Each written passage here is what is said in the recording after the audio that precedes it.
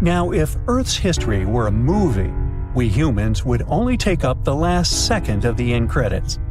Our planet has been around for about 4.6 billion years, but our human story began about 300,000 years ago, in Africa. Now our ancestors had some wild adventures in nature. They could have run into creatures so big they'd make today's elephants look like puppies. The woolly mammoth is a pretty famous animal, sure. His cousin, though, the Columbian mammoth, not so much. This giant used to roam places from Canada all the way down to Mexico. Unlike the furrier woolly mammoths, which hung out in colder places, these animals had shorter hair, resembling huge elephants. They also had incredibly large tusks, like 12 feet worth of spiraling sturdy tusks. And they weren't just for show, they came in handy when facing predators. That includes our ancestors. If you think about sloths these days, you're picturing these adorably slow creatures. They couldn't possibly be in your list of most dangerous animals. Well, their grandparents might have. For starters, we call them ground sloths, and they vary a lot in size. Some were as big as rhinos, and others, like the Megatherium, were as colossal as elephants. Imagine seeing a 20-foot-long sloth which doesn't mind chewing on some meat every now and then, at least in theory. Ever heard of Bigfoot? Well, our next animal kind of looks like him, but is a distant cousin to orangutans. Meet Gigantopithecus, the largest primate to ever call our planet its home. Standing tall at 10 feet and weighing more than 600 pounds, these animals were amazing to look at in real life. Unlike Bigfoot, they weren't constantly hiding. In fact, it's believed they were peaceful and gentle creatures. Sadly, they faded away about 100,000 years ago, mainly because their food sources slowly became unavailable. Those lush, fruity forests they called home eventually turned into dry grasslands. Next on our list is the cave hyena. Weighing a chunky 250 pounds and standing 3 feet tall, these beasts were as long as a grown-up lying down.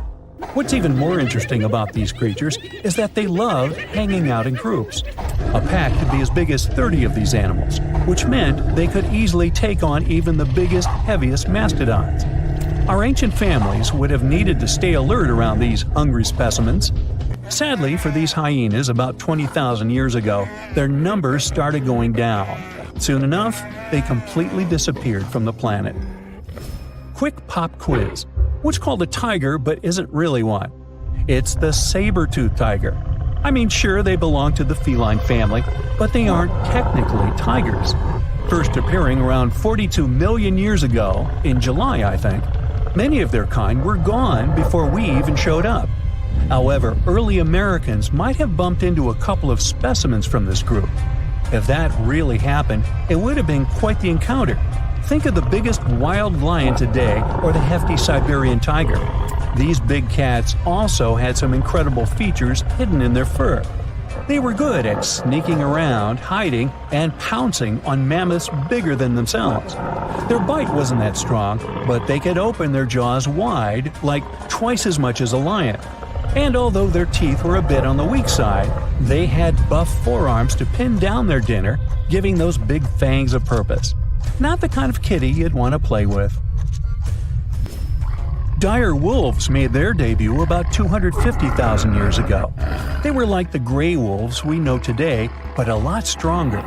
While wolves these days stretch out to about 6 feet and tip the scales at 170 pounds max, dire wolves were about 5 feet and about 150 pounds. Found all over North and South America, they had admirable jaws, biting nearly a third harder than their modern counterparts. Also, their favorite snack was horses. But just like many other majestic beasts of the past, they faded away around 10,000 years ago. Now, names can be deceiving. Take the American lion, for example. It's not really a lion, it's more of a panther's big cousin. The other part of the name is correct, though. They did live in America about 330,000 years ago. This feline was no lap cat either. They were at the top of the wildcat pyramid, weighing a colossal 772 pounds. That's like stacking 4 grown men on a scale. Even the mighty African lion would look a tad bit shy beside these beasts. With the muscle to take down a bison, you wouldn't want to accidentally interrupt their dinner. They parted ways with this planet around 11,000 years ago, right after the last ice age. Now down in Australia, about 50,000 years ago, I wasn't around then, there lurked a relative of the Komodo dragon, the Megalania. Experts love to have debates on how big it was. Some say it stretched out to 23 feet.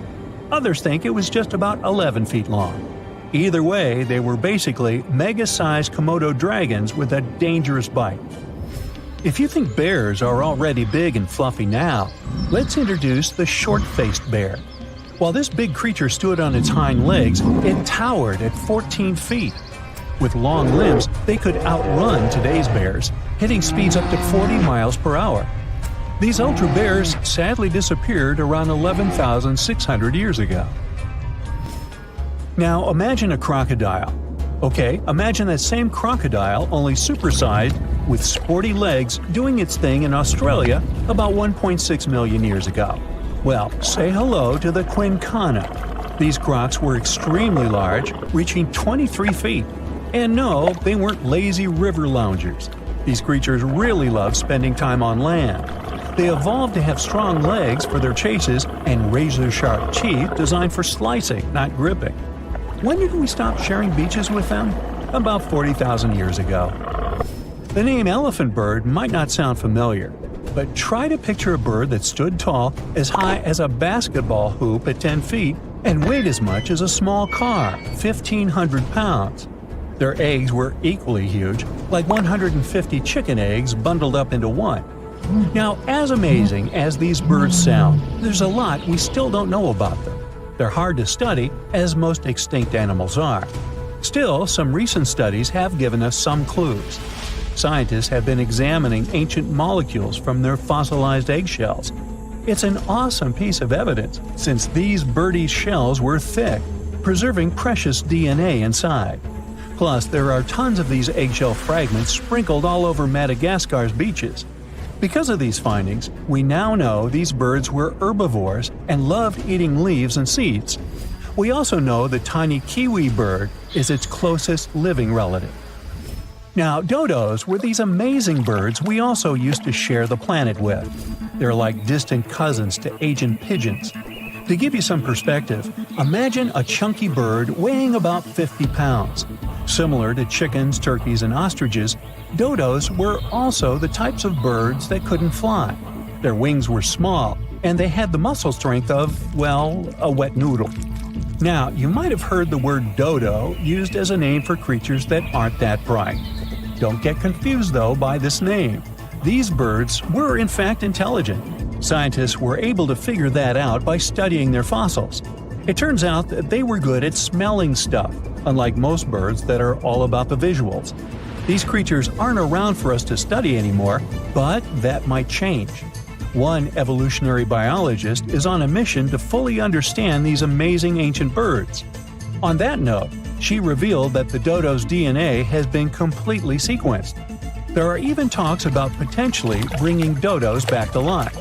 They would make a nice addition to the lovely beaches of Mauritius, the place they used to call home many, many years ago.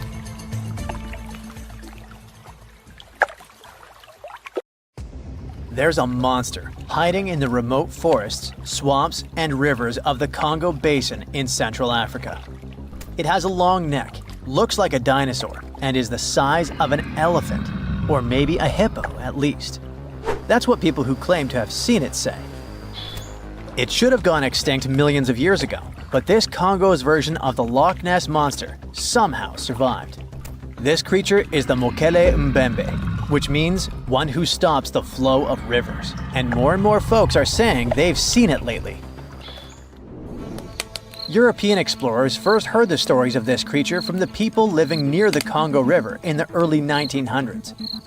A German captain even included a description of the monster in his official report from his expedition. The locals told him the animal was of a brownish-gray color with smooth skin, a very flexible neck, and only one long tooth that could be a horn. Some of them mentioned a long, muscular tail like that of an alligator. They also said that the creature lived in the caves, but climbed the shores even in the daytime to find some plants to eat. Locals also believed its favorite snack was a kind of liana with large white blossoms. Some of them even showed the German captain some fresh path the monster left leading next to those plants. And oh, they warned him that Mokele Mbembe definitely didn't like humans and took down any canoe that would sail nearby. Dinosaurs were a real hit in pop culture in the 1910s, and several newspapers in Europe and North America wrote about the dino-like monster from Africa back then. In the later years, several expeditions traveled to the Congo Basin to search for Mokele Mbembe or interview claimed witnesses. They did not find any direct physical evidence, but collected many stories. One zoologist in the 1980s said he took a film of Mokele Mbembe, but the footage did not develop properly. Stories and movies like Jurassic Park have kept the dream alive that dinosaurs might still be hiding somewhere in deep forests. At some point, people stopped reporting sightings of the creature as often, so it almost became a forgotten legend. But it all changed recently, as many people claim to have witnessed the mythical monster with their own eyes. Cryptozoologists, those fans of mysterious creatures, believe it could be a dinosaur that, for some reason, didn't go extinct, related to a Brachiosaurus or a Diplodocus. This idea comes from how people describe seeing the creature, with a super long neck, a huge body, and a tiny head. They think it might have stayed hidden in the deep forests of Africa all this time. But scientists say that if it really were the last living dinosaur, we would have found some real proof by now, like a photo or bones or something showing it walking around the Congo Basin. Some expeditions that are trying to find proof the monster is real have even used sonar technology to scan the murky waters of Central African rivers and lakes in search of any large, unidentified creatures. Some people even narrowed down the monster's location to a specific remote lake, surrounded by untouched jungle in the swamps.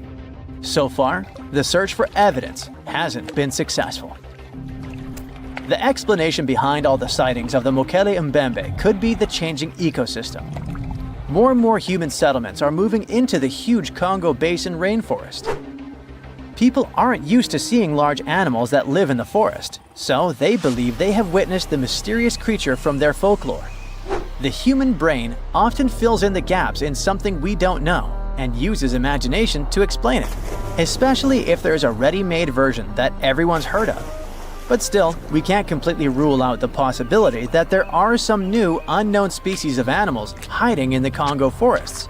Maybe just not a missing dinosaur.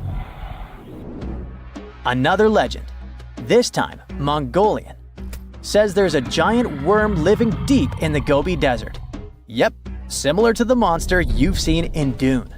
The creature, which is supposedly up to 6 feet long, can spit acid that could melt anything and shoot electricity.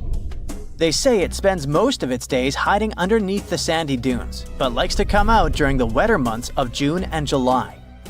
The people in the West first found out about the megaworm of the Gobi Desert thanks to an American paleontologist, Roy Chapman Andrews. This brave man was probably the inspiration for Indiana Jones. In 1926, he wrote about the creature in his book. At the meeting with Mongolian leaders, Andrews heard detailed descriptions of the creature, even though none of them had ever seen it themselves. One of them said it looked like a sausage that was about 2 feet long, with no head or legs. According to him, the worm was so poisonous that just touching it could instantly take your life, and it lived in the loneliest parts of the Gobi Desert. Andrews didn't think the creature was real, but he shared these stories again in another book. And then, stories of the monster spread around the world. In some of them, it's only 1 foot long. In others, it's as large as a human. Some say it looks like a snake, and some describe it as a caterpillar. Some people claim it has wings and can fly, and others think it could be a supernatural evil being without a body. The color of the creature also remains a subject of debate. It could be white-gray, brown, or even bright red. The stories of witnesses are probably so different because the creature doesn't even exist. In 1983, one scientist who was visiting the region heard that an old man had managed to finally catch the mysterious worm. He also found out there was a nest nearby and decided to risk it all and see it. But instead of a scary monster, there was a tartar sand boa inside. Luckily for the scientist, this snake is non-venomous, but it does have gray-brown scales and could match the description of the giant worm. When he showed it to the locals, supposedly all of them said it was the monster they had seen. Big expeditions from America, Britain, and New Zealand came to the Gobi Desert to try and find the creature. Many other adventurers came from all around the world on their own, but found no evidence the monster was real. But many Mongolians are sure the death worm is no fantasy. If you don't believe there's a monster in the Gobi Desert, how about one in Lake Worth in Texas?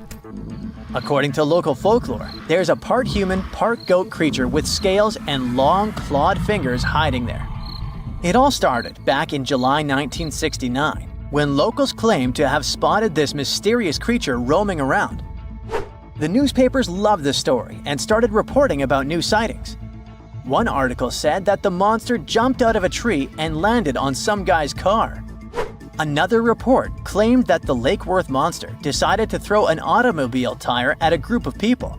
Someone even managed to take a photo of the creature, and the newspapers published it.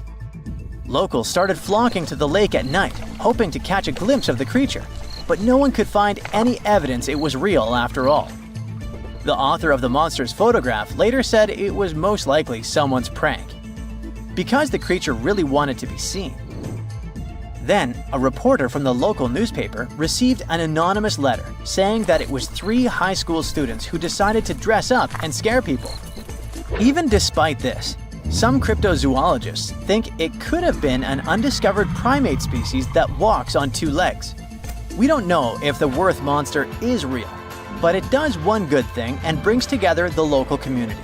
Every year since 2009, they throw the Lake Worth Monster Bash. Australia used to have its own giants. Those were huge animals that could have dwarfed anything living on this continent these days. Scientists found the remains of many of those ancient creatures in the Narracuta Caves in South Australia, 4 hours away from Adelaide. It's a lovely region, but it can be treacherous. Watch out for holes the ground is pocked with. Known as pitfall traps, many of them are no wider than a coffee table. They're deep and plunge into the darkest of caverns. One of such caverns is called Victoria Fossil Cave, and it's a treasury that's been hiding the bones of around 45,000 animals for centuries. Some of the oldest bones belong to creatures far more terrifying than any animal you can encounter today. Those were the ancient Australian megafauna, huge beasts that roamed the continent during the Pleistocene epoch. During those, there were giant snakes, huge flightless birds, wombat-like creatures the size of a rhinoceros, and many others. One of the largest examples of the Australian megafauna scientists have discovered so far is the Diprotodon. That giant herbivorous creature was 10 feet long and 6.5 feet tall, and weighed more than 6,000 pounds, about as much as a small Asian elephant. Even though this terrifying beast didn't eat meat, it could have smashed other animals with its sheer weight. Scientists have found the remains of hundreds of such creatures all over Australia, so it's safe to say that no other animal from that time or in that location was larger than this giant. Despite its creepy appearance, the Diprotodon was a relative to the modern-day wombat, and those are known to sometimes pounce humans. The Diprotodon had toes that pointed inward and were well suited for digging burrows. On the other hand, Diprotodon was a giant, and it was unlikely that it used to do so. It was likely a trait it had inherited from its smaller burrowing ancestors, or it could have used its claws to search for roots. This theory is supported by the fact that the animal's pouch was facing backward. It prevented any dirt from collecting inside while the creature was digging. Since this animal was so big, it didn't have to worry much about predators. Up until 60,000 years ago, when the first humans appeared on the continent, full-grown Diprotodons only had to look out for creatures like the quincana. Measuring in at a whopping 20 feet long, the quincana was a land crocodile. It lived in Australia from around 20 million to 40,000 years ago. It disappeared along with most other mega creatures of the last ice age. It's thought to be the result of the first humans coming to the continent.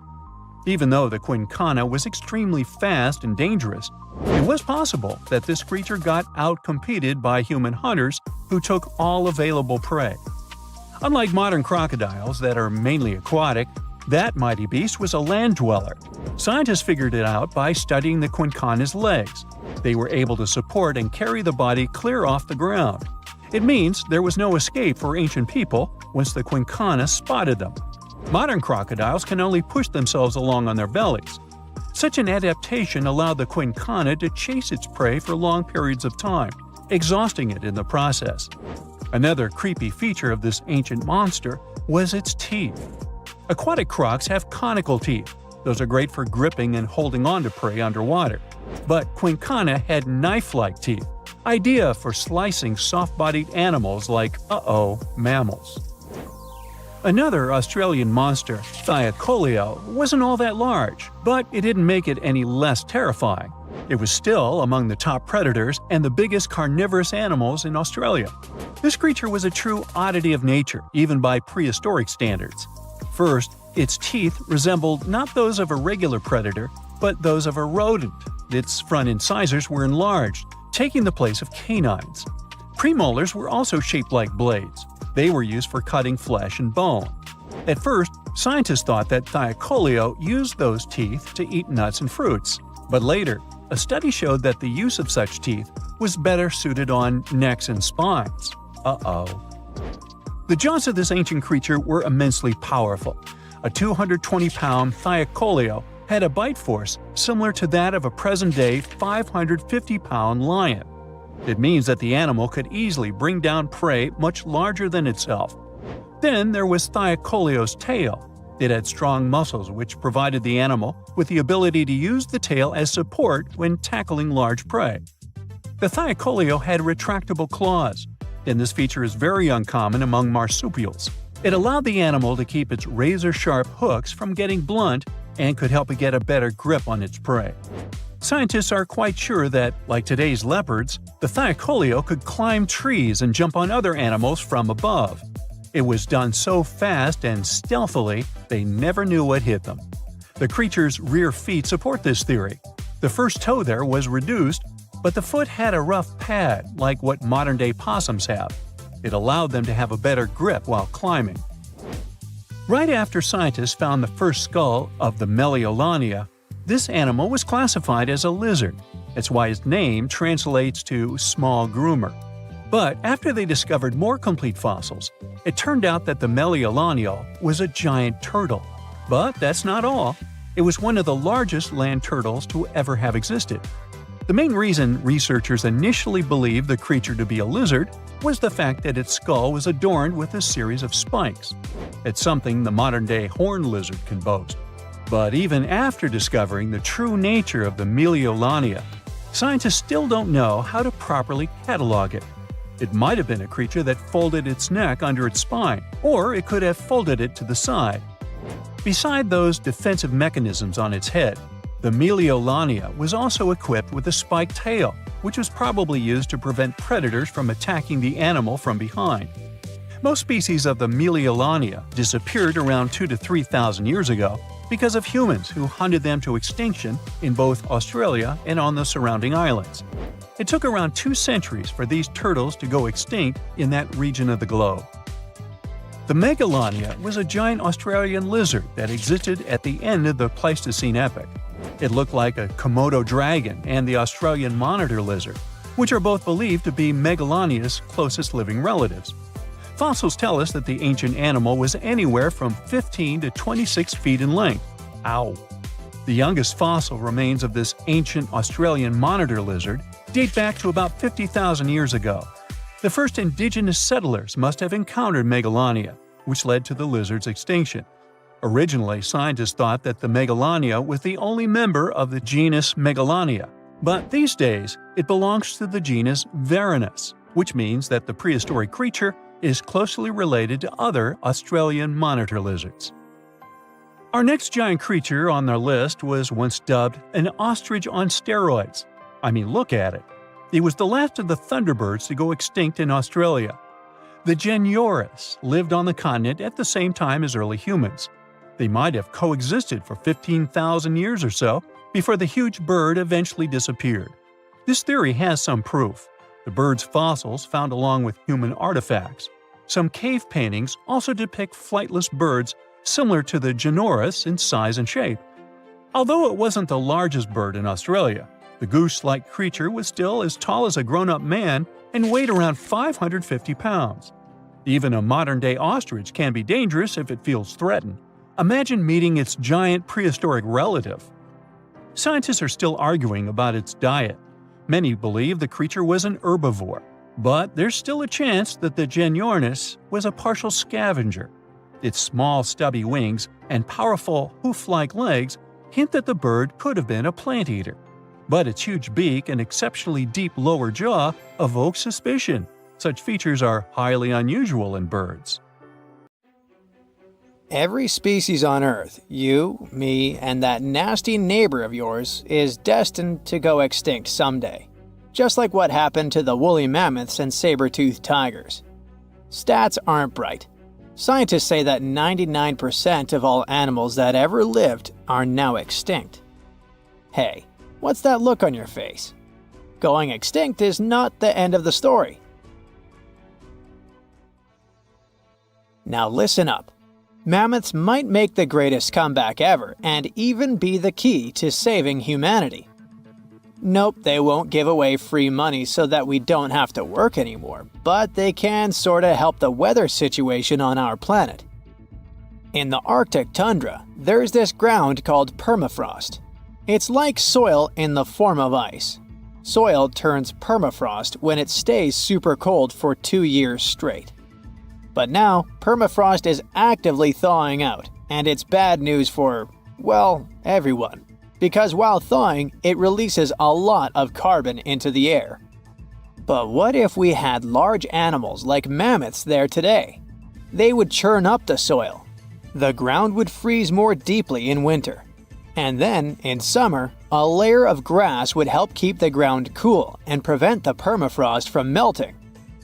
Some scientists think that's a great solution. So now there's a company in the US that's trying to bring mammoths back to life. Okay, you got me. Not actual mammoths, but a sort of hybrid between an elephant and 1% mammoth DNA. It would be a northern elephant. Getting mammoth DNA is easier than you might think. They actually only went extinct about 10 to 14,000 years ago. Scientists are hoping to have their first elephant-mammoth hybrid by 2027. Let's hope it doesn't turn into a real-life Jurassic Park. Ah, Australia. A nightmarish place and a home to the most fascinating creatures on Earth. But here, the sad fate befell the Tasmanian tiger, also known as thylacine. Don't mix it up with the Tasmanian devil. That one is living and thriving. Nope, the thylacine was a marsupial predator that used to chill in Australia, South Tasmania, and New Guinea. It was a nocturnal who preyed on other marsupials, like kangaroos. In the 30s, the farmers suddenly claimed that thylacines were eating their livestock. Looking back at it now, that was probably an exaggeration. But humans started to hunt poor thylacines until they were all gone. And then it turned out that hunting away the important predator isn't the brightest idea. Who would have thought? You see, thylacines kept things in check by eating bad animals. So once they disappeared, the Australian wildlife was basically doomed. 35% of total mammal extinctions on Earth happened here. That's an awful world record. I know it sounds gloomy, but hey, maybe we can fix this. Remember that company we mentioned? It wants to bring back the thylacine too. Luckily, many thylacine embryos are still preserved in jars, like some creepy pickles. If we bring them back to Tasmania, this could help revive the entire ecosystem. Would you be happy to see them back in the wild? Me too. And I would also be happy to see you hitting those like and subscribe buttons so you can keep up with amazing facts all year round. We also have some huge dreams about tiny creatures. Take a trip to Mount Hotham Ski Resort in Victoria, Australia, and here you can find the mountain pygmy possum, a tiny bundle of cuteness. These guys are super rare. We even thought that they were extinct. All we had was their fossils. But then, some skiers spotted a possum in a log pile at the ski lodge in 1966. Imagine suddenly making a great discovery while chilling on vacation.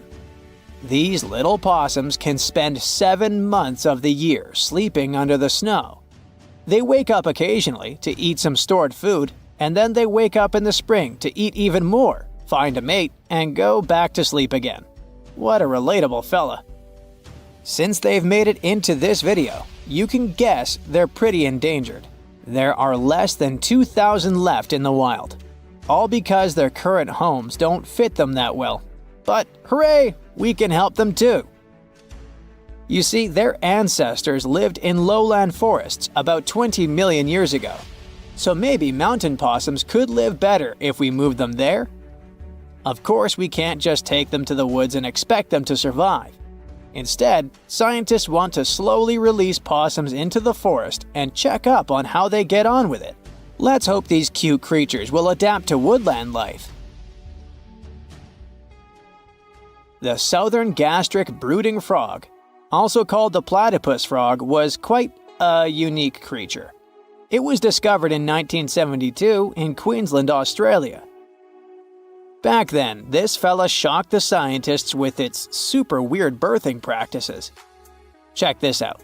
The mother frog swallows her eggs, turning her stomach into the womb. Then she doesn't eat at all for 6 weeks straight. I could never.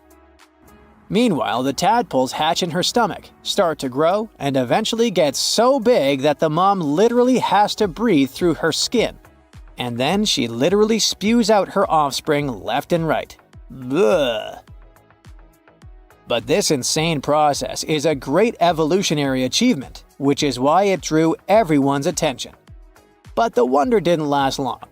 By the mid-80s, all known species of these frogs vanished from their natural habitats. Why? We have no idea. There are many theories, but almost no evidence to back them up. In any case, over the years, these guys officially became extinct. But it all changed in 2013. Scientists started a groundbreaking project named the Lazarus Project. Now they want to resurrect these frogs to learn cool cloning techniques from them. Are you guys ready to copy their genetic preservation method? Yeah, me neither. But let's dive deeper. Literally go in the water. Meet the coelacanth. This creature lived in the oceans back when the dinosaurs roamed our planet, and didn't even notice the asteroids. These guys are the Methuselahs of the sea. They can live up to 100 years, and they don't even start thinking about leaving offspring until they're around 55. At least they've got plenty of time to live for themselves. We actually thought this creature had gone extinct about 65 million years ago. But then, the first Latimeria specimen was discovered off the coast of South Africa in 1938. Now they're known as living fossils. And these fish are enormous. They weigh around 200 pounds. They're also super stylish, with those lobe-fished paddles that make them look like disco balls. Oh, and they're great aerialists. Thanks to those versatile fins, they can even do headstands and swim belly up. The coelacanth is also a bit of a homebody. It's not very energetic and likes to live in underwater caves during the day, only coming out at night to snack on smaller fish and squid. Another animal who's literally me. Now we're trying our best to preserve this species, and I won't be surprised if it outlives us all. And finally, let's talk about the largest and most awkwardly looking flightless bird from New Zealand, the South Island takahe. The tale of the takahe started way back in the Middle Ages. Humans accidentally hunted them all away, and by the late 19th century, it seemed there were none of them left. But then, they were rediscovered in New Zealand in 1948. Poor guys did all they could to hide from us in the mountains, but we still got them. But it's different now. Since then, we've been trying our best to save them from extinction. There's a Takahe recovery program going on, and it shows great results. They managed to greatly boost the number of birds in the wild. As of 2023, the Takahe population has grown to around 500 birds. They're now considered nationally vulnerable, not nationally critical. It's a little progress, but progress nonetheless. Let's keep it up. Welcome, dear listeners, to a journey back in time, to a moment that forever altered the course of our planet's history. Picture this: a serene Earth where mighty dinosaurs roamed freely, ruling every corner of the land, from the densest jungles to the vast open plains. Their thunderous footsteps echoed as a testament to their reign, a reign that seemed unending. But the universe, in its infinite vastness, had other plans. Enter the Chicxulub incident. A name that might sound unfamiliar to some, but its impact, both literal and metaphorical, is deeply etched into the very fabric of our planet. This wasn't just any cosmic event, it was a cataclysm, a celestial sledgehammer that came hurtling from the abyss of space. Imagine a rock, not just any rock, but one the size of Mount Everest, weighing trillions of tons, racing towards Earth with a speed so immense that it could traverse from New York to Anchorage faster than one could prepare a morning breakfast. This monstrous entity, dear listeners, was destined to collide with our planet, and when it did, it didn't just make a dent. It reshaped life as it was known. The Chicxulub incident wasn't merely an event, it was a turning point, a moment where the rulers of the Earth, the mighty dinosaurs, faced an adversary so powerful that it brought their long-standing dominion to a tragic end. But why is this incident so significant? As we journey through the annals of time, retracing the steps of the Chicxulub incident, we find ourselves drawn to a specific location on our planet, a place that today is known for its pristine beaches, vibrant culture, and the allure of ancient civilizations. Yes, dear listeners, we're talking about modern-day Mexico, specifically the Yucatan Peninsula. But let's rewind the clock back to that fateful day and paint a picture quite different from the holiday destination we know today. The Yucatan Peninsula, a region now synonymous with Cancun's turquoise waters and Mayan ruins, was the epicenter of this cosmic catastrophe. As the colossal asteroid approached, it wasn't heading for some remote, uninhabited corner of the Earth. No, it was on a direct collision course with what is now the heart of Mexico. And then, with a force beyond comprehension, it struck. The very ground trembled, and the skies lit up as if a second sun had dawned. The vast ocean waters that covered the Yucatan Peninsula could do little to cushion the blow. Instead, they became part of the cataclysm, amplifying the devastation. The immediate aftermath was nothing short of apocalyptic. The impact was so immense that it pierced through the Earth's crust, releasing energy equivalent to billions of atomic bombs. The skies were set ablaze, and a shockwave of unimaginable proportions rippled across the globe. The serene waters of the Yucatan were violently displaced, giving rise to tsunamis that towered as high as the Statue of Liberty, rushing forth to distant shores with wrathful intent. But this was just the beginning.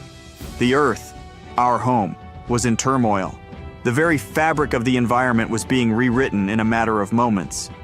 The immediate vicinity of the Yucatan Peninsula was ground zero, but the shockwaves of the impact did not discriminate. They traveled with relentless fury, reaching even the most remote corners of our planet. The vast oceans, which cover over 70% of the Earth's surface, became conduits for one of the most terrifying phenomena, tsunamis. These weren't just regular tidal waves, they were behemoths, rising with such might and speed that coastlines thousands of miles away felt their wrath. From the coasts of Africa to the distant shores of Asia, no coastal region was spared from these monstrous waves. But the water wasn't the only element in turmoil. The very ground beneath our feet quaked. Earthquakes of magnitudes previously thought impossible shook the planet. Continents trembled, and landscapes transformed as the Earth's crust contorted under the immense stress. And as if the tsunamis and earthquakes weren't devastating enough, the Earth's fiery belly responded in kind. Volcanoes, those majestic mountains that house molten fury, erupted in synchrony. From the towering peaks of the Andes to the volcanic islands of the Pacific, plumes of ash and rivers of lava painted the skies and lands with their scorching palette. It's hard to fathom, isn't it? A single moment, a solitary event, triggering a cascade of cataclysms that touched every corner of our globe. The Chicxulub incident wasn't just an asteroid impact, it was a global reset button, a testament to the interconnectedness of our planet's systems. As we venture further into this narrative, we'll delve into the long-term consequences of these global effects and how they set the stage for a new chapter in Earth's ever-evolving story. Navigating through the immediate aftermath of the Chicxulub impact, we've witnessed the sheer magnitude of its global effects. But dear listeners, the story doesn't end there. The Earth, having faced tsunamis, earthquakes, and volcanic eruptions, was now on the brink of another profound transformation. As we journey forward, let's delve into the chilling phase that followed the initial chaos, a period often referred to as the Long Winter. In the wake of the impact and subsequent volcanic eruptions, the skies began to change. A thick, impenetrable cloud of ash and soot enveloped our planet. This wasn't just a temporary darkening. It was as if the Earth had donned a shroud, blocking out the life-giving rays of the sun. Day turned into night, and what followed was a darkness that persisted not for days, not for weeks, but for years. Without the warmth and light of the sun, temperatures plummeted. The once balmy and temperate regions faced a cold they had never known. Ice began to form, and snow covered landscapes that had never witnessed a winter.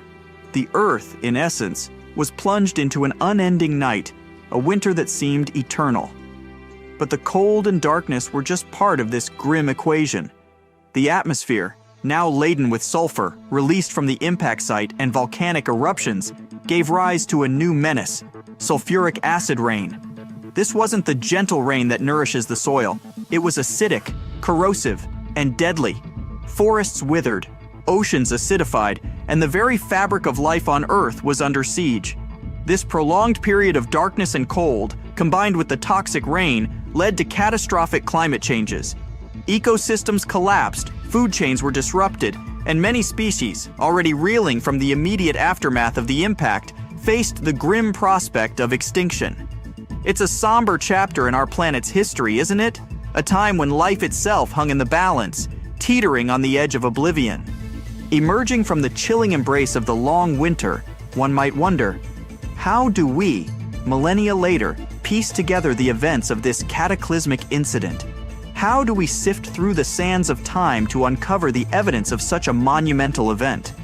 The answer, dear listeners, lies hidden in the very fabric of our planet, waiting to be deciphered by those with a keen eye and insatiable curiosity. Iridium, a rare metal on Earth but abundant in asteroids, serves as a silent witness to the celestial collision. In the late 20th century, scientists made a startling discovery. They found a thin layer of clay in rock formations around the world, a layer unusually rich in iridium. This iridium-rich layer, often referred to as the iridium anomaly, was a global phenomenon, found in diverse locations from Italy to New Zealand.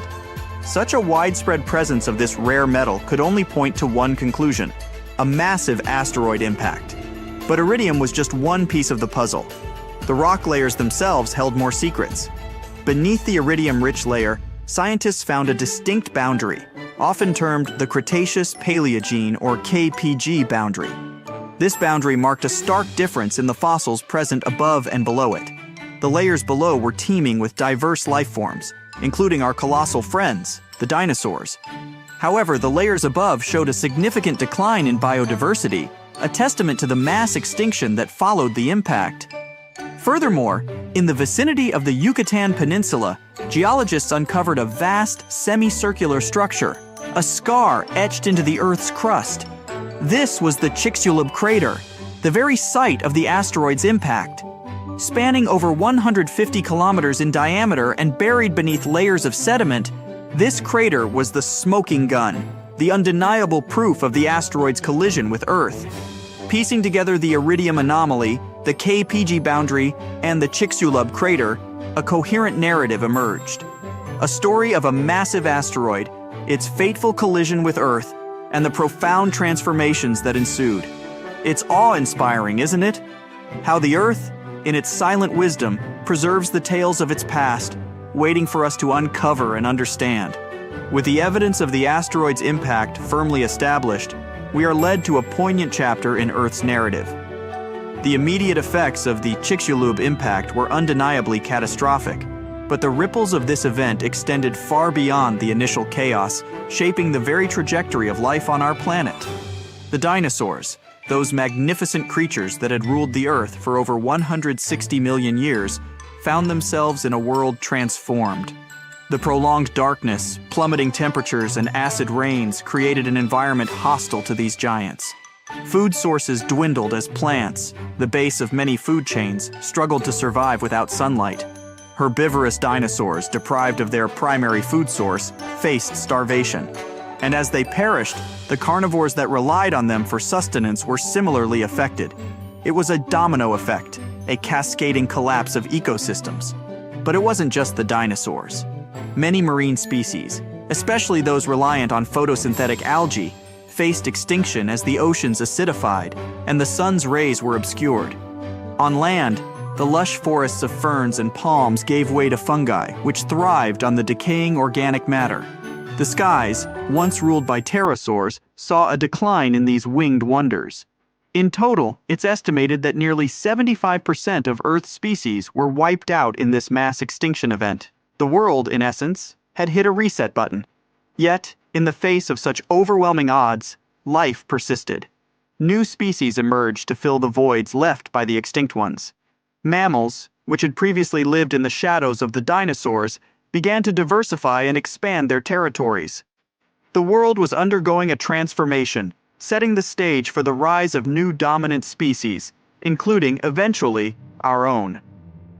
The primary evidence of the asteroid impact, as we've discussed, is compelling. The Iridium anomaly, the KPG boundary, and the Chicxulub crater together paint a vivid picture. However, the sheer magnitude of the extinction event has led scientists to ponder: was the asteroid impact the sole culprit, or were there other concurrent factors at play? One such theory posits that massive volcanic eruptions in the Deccan Traps, located in present-day India, played a significant role.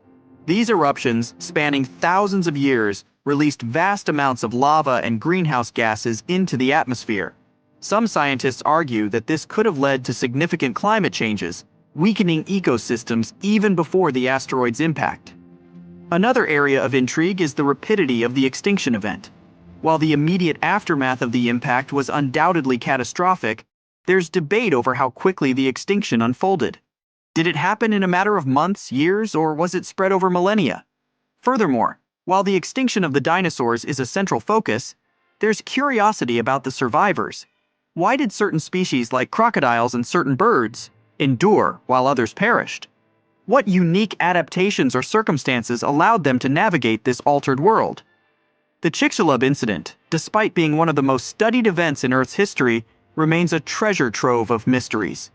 Each discovery, each new piece of evidence, adds a layer to our understanding, but also opens the door to more questions.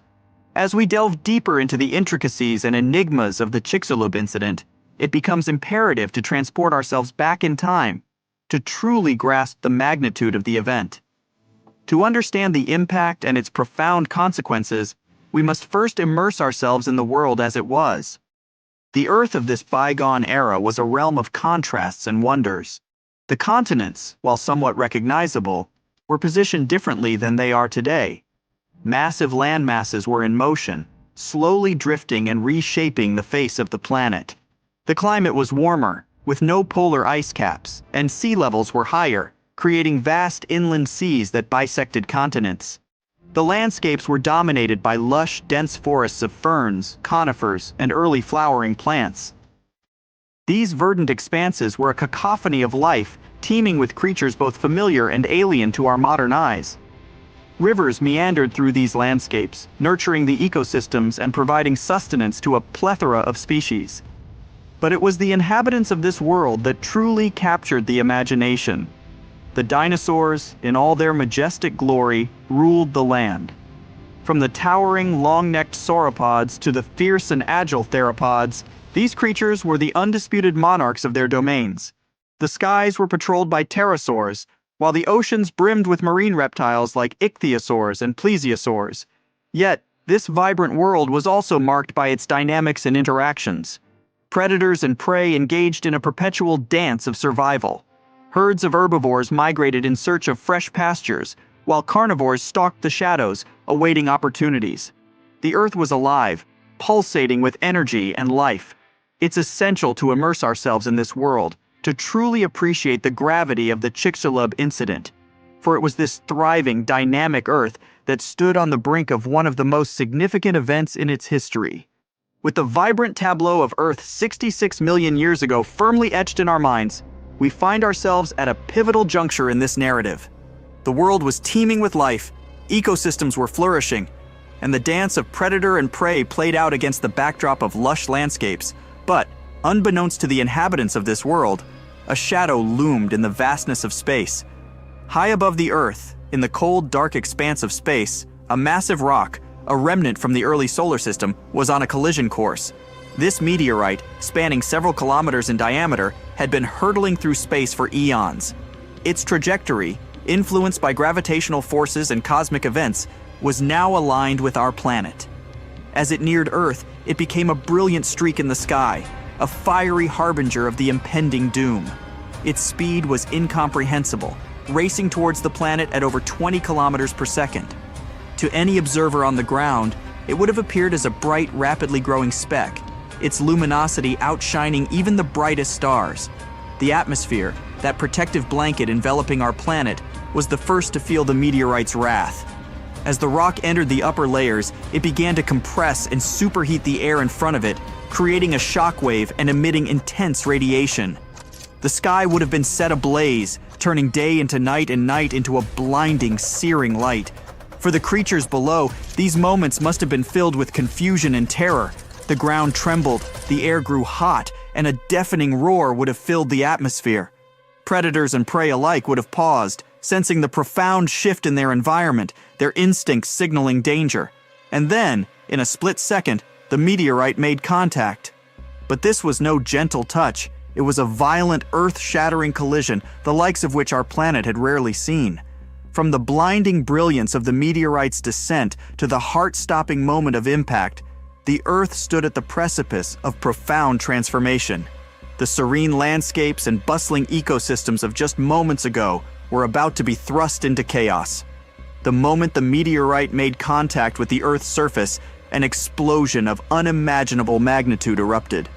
This wasn't just any explosion. It was an event releasing energy equivalent to billions of atomic bombs. The ground at the impact site vaporized instantly, creating a colossal crater and ejecting vast amounts of material into the atmosphere and beyond. Molten rock and debris rained down, setting vast swaths of land ablaze. But the explosion was just the beginning. The impact generated shockwaves that rippled through the Earth's crust, traveling at supersonic speeds. These shockwaves, like ripples on a pond, spread outwards from the impact site, causing the ground to shake and tremble. Mountains crumbled, forests were flattened, and entire landscapes were reshaped in the blink of an eye. And then came the tsunamis. The impact, having occurred in what is now the Yucatan Peninsula, displaced vast amounts of ocean water. Towering waves, some reaching heights of several kilometers, were birthed from the epicenter of the collision. These tsunamis raced across the oceans with terrifying speed, reaching distant coastlines and inundating them with their wrathful surge. Coastal ecosystems, teeming with life, were obliterated, and the once tranquil shores bore witness to the ocean's fury. The world in those moments was unrecognizable. The serene beauty of just moments ago was replaced by a panorama of devastation. Fire, water, and earth converged in a symphony of destruction, reshaping the very fabric of the planet. The Earth, in its interconnected majesty, responded as a whole to this external trauma. The explosion at the impact site sent vast amounts of debris, molten rock, and superheated gases into the atmosphere. As these materials ascended, they began to cool and solidify, transforming into fiery balls of rock and metal. These fireballs, some as large as houses and others as small as grains of sand, rained down upon the Earth. This global meteor shower set forests aflame, ignited wildfires, and turned night into day with its blinding intensity. The skies were ablaze, and the once serene landscapes were now a canvas of fire and destruction. But the Earth's response wasn't limited to the skies. The shockwaves from the impact, having rippled through the crust, triggered seismic activities of unprecedented magnitudes. Earthquakes, some rivaling the most powerful ones ever recorded, shook the planet. These tremors were felt even in regions far removed from the impact site, causing landslides, opening chasms, and further destabilizing already traumatized ecosystems. And the oceans, having borne the initial brunt of the impact, were not done with their fury. The seismic activities, coupled with the displacement of water from the impact, gave rise to more tsunamis. These waves, while perhaps not as colossal as the initial ones, were still monstrous. They raced across ocean basins, reaching shores that had already been battered and bringing with them further devastation. The global consequences of the Chicxulub impact were a testament to the interconnectedness of our planet's systems. No corner of the Earth was untouched, no ecosystem left unscathed. It was a time of upheaval, a period where the very essence of life and the environment was put to the test. In the wake of the explosion, vast amounts of ash, soot, and debris were ejected into the atmosphere. Instead of settling quickly, this particulate matter formed a dense cloud that encircled the globe.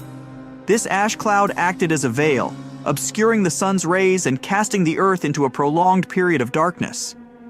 Without sunlight, photosynthesis, the very process that sustains plant life, was severely hampered. Forests withered, grasslands became barren, and the primary producers in the food chain were crippled. This darkness, combined with the cooling effects of the ash cloud, led to a significant drop in global temperatures. The Earth, which had been a warm and temperate realm, was now facing conditions akin to a nuclear winter. Regions that had never known frost and snow were now blanketed in white, and the cold became a relentless adversary for the planet's inhabitants. But the challenges weren't limited to the land. The oceans, the cradles of life, faced their own set of trials. The ash and soot, combined with the sulfur released during the impact, led to acid rain. This rain, when it reached the oceans, caused a significant drop in pH levels, leading to ocean acidification. The delicate balance of marine ecosystems was disrupted. Calcifying organisms like corals and certain plankton species struggled to build their shells and skeletons. As these foundational species faced challenges, the entire oceanic food chain felt the ripple effects. From the tiniest plankton to the massive marine reptiles, the oceans were in turmoil. The long-term effects of the Chicxulub impact were a testament to the delicate balance of our planet's ecosystems. Even as the immediate chaos subsided, the challenges persisted, reshaping life and the environment in profound ways. Acid rain, as the name suggests, is precipitation with heightened levels of acidity. Following the Chicxulub impact, the atmosphere was laden with sulfur compounds, primarily released from the impact site and exacerbated by volcanic activities. When these sulfur compounds combined with water vapor in the atmosphere, they formed sulfuric acid, which then fell to the Earth as acid rain. The oceans, vast and seemingly boundless, were not immune to this acidic onslaught. As the acid rain poured into the seas, it began to alter the very chemistry of the waters. The pH levels of the oceans dropped, leading to a phenomenon known as ocean acidification. This change, while seemingly minute, had profound implications for marine life. Many marine organisms, especially those at the base of the food chain, rely on the process of calcification to build their shells and exoskeletons. Organisms like plankton, corals, and mollusks extract calcium carbonate from the seawater to form these protective structures. However, in more acidic conditions, the availability of calcium carbonate diminishes, making it harder for these creatures to maintain and build their shells. The plight of these foundational species had a domino effect on the entire marine ecosystem. Plankton, the primary producers in the oceanic food chain, faced significant challenges. As their numbers dwindled, the species that relied on them for sustenance, from small fish to massive marine reptiles, felt the strain. Coral reefs, those vibrant underwater metropolises, faced bleaching and degradation, affecting the myriad species that called them home. The acid rain and its subsequent effects on the oceans serve as a stark reminder of the interconnectedness of Earth's systems. A disruption in one area can have cascading effects, reshaping entire ecosystems and challenging the very fabric of life. Following the impact and the subsequent release of vast amounts of debris into the atmosphere, the Earth found itself shrouded in a dense cloud of ash and soot. This veil, while initially contributing to the planet's warming due to the greenhouse effect, eventually began to block out the sun's rays. The diminished sunlight, combined with the settling of the particulate matter, led to a significant drop in global temperatures. The Earth was entering a chilling phase, akin to a prolonged winter. Regions that had once basked in warmth and sunlight now faced prolonged periods of cold and darkness. Ice began to form in areas previously untouched by frost, and snow-covered landscapes became a common sight. This cooling had profound implications for the planet's ecosystems. Plants already struggling from the lack of sunlight found it challenging to cope with the cold.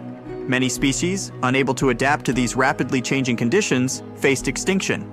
Yet, amidst this bleak landscape, stories of resilience emerged. Certain species, equipped with adaptations that allowed them to navigate this cooler world, began to thrive. Small mammals, with their ability to burrow and regulate body temperature, found niches in this altered ecosystem. Birds, descendants of the mighty dinosaurs, took to the skies, their lightweight bodies and endothermic nature giving them an edge. In the oceans, certain fish and marine reptiles, equipped with slow metabolic rates, managed to navigate the cooler waters and diminished food sources. These survivors, while perhaps not as majestic or dominant as their predecessors, were the harbingers of a new era. Their resilience and adaptability laid the foundation for the next chapter in Earth's evolutionary story. From the chilling aftermath of the Chicxulub impact and the resilient survivors that emerged, our narrative now takes a leap backward in time to a period even more ancient and profound. To truly grasp the significance of events like the Chicxulub impact, we must first understand the origins of our cosmic home. Let's embark on a journey to the very dawn of our solar system, to witness the birth of the sun and the genesis of the celestial dance that we are a part of. In the vast expanse of the cosmos, long before our Earth took shape, a colossal cloud of gas and dust, known as a molecular cloud, drifted silently.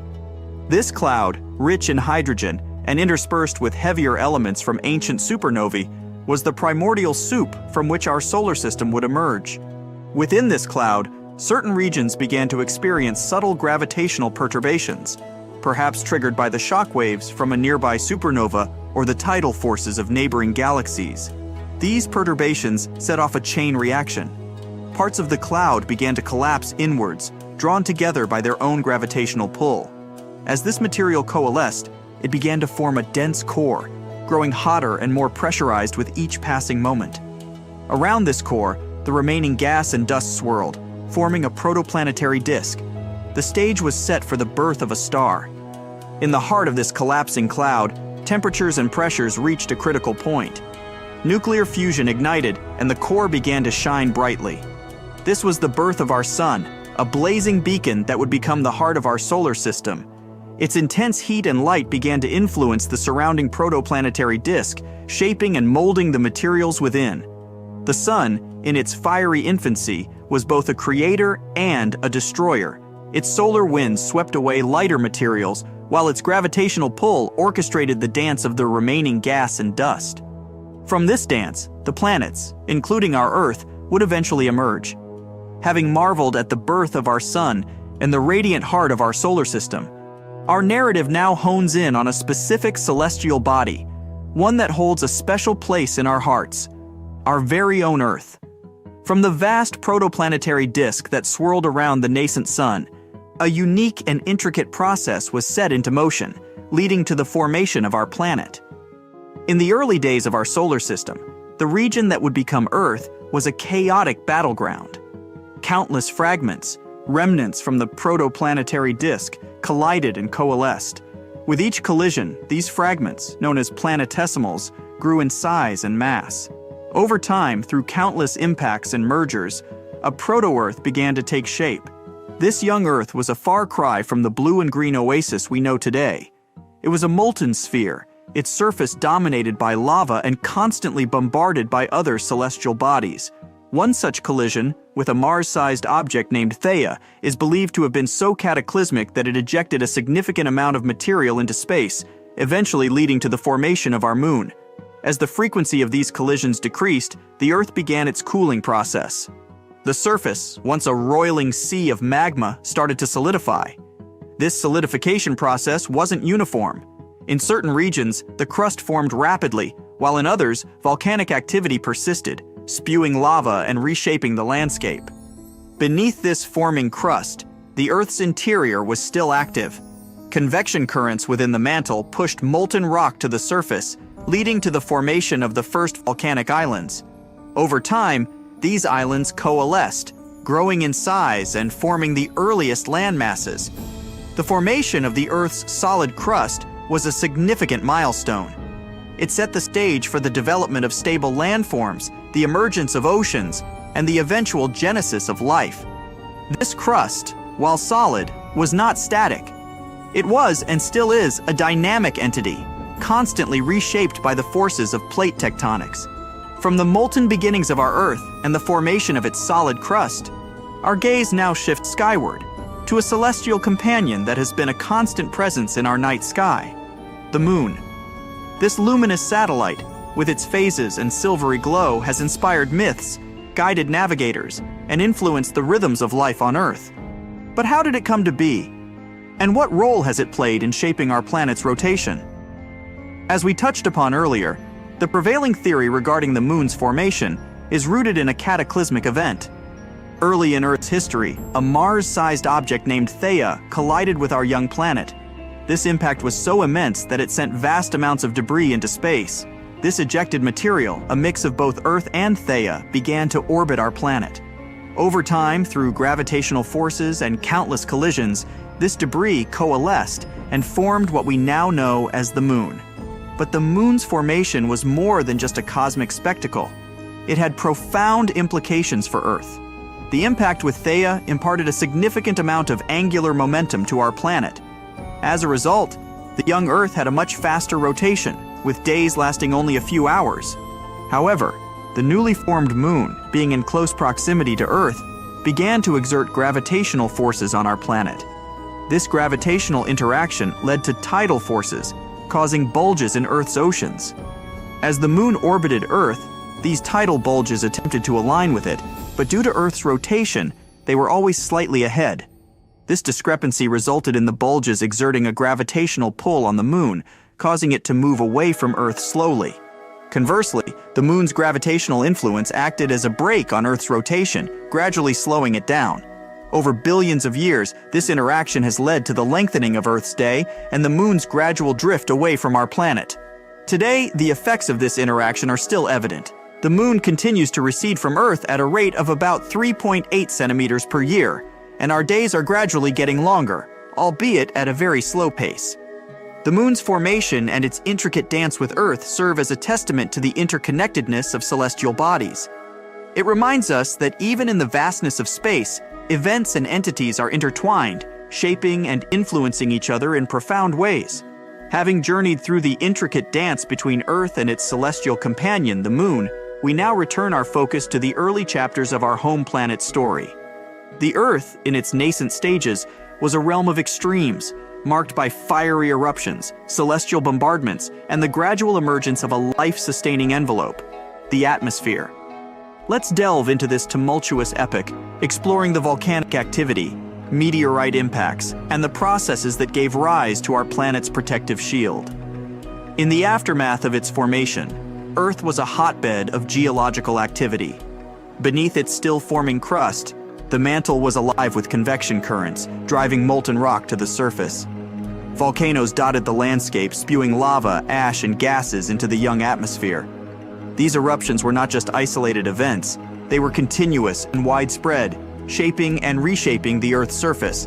Simultaneously, the early solar system was a chaotic environment, teeming with leftover debris from its formation. Earth, with its growing gravitational pull, became a target for these wandering fragments. Meteorites, ranging from tiny specks to massive boulders, bombarded our planet. These impacts, while violent, played a crucial role in Earth's evolution. They delivered essential elements and compounds, including water, which would later form our oceans. But perhaps one of the most significant developments during this period was the formation of Earth's atmosphere. Initially, the atmosphere was dominated by gases like methane, ammonia, and water vapor, released from volcanic eruptions. However, as the Earth cooled, conditions became conducive for the condensation of water vapor, leading to the formation of the early oceans. These oceans began to play a pivotal role in atmospheric evolution. Simple organisms like cyanobacteria emerged in these waters and began the process of photosynthesis, releasing oxygen as a byproduct.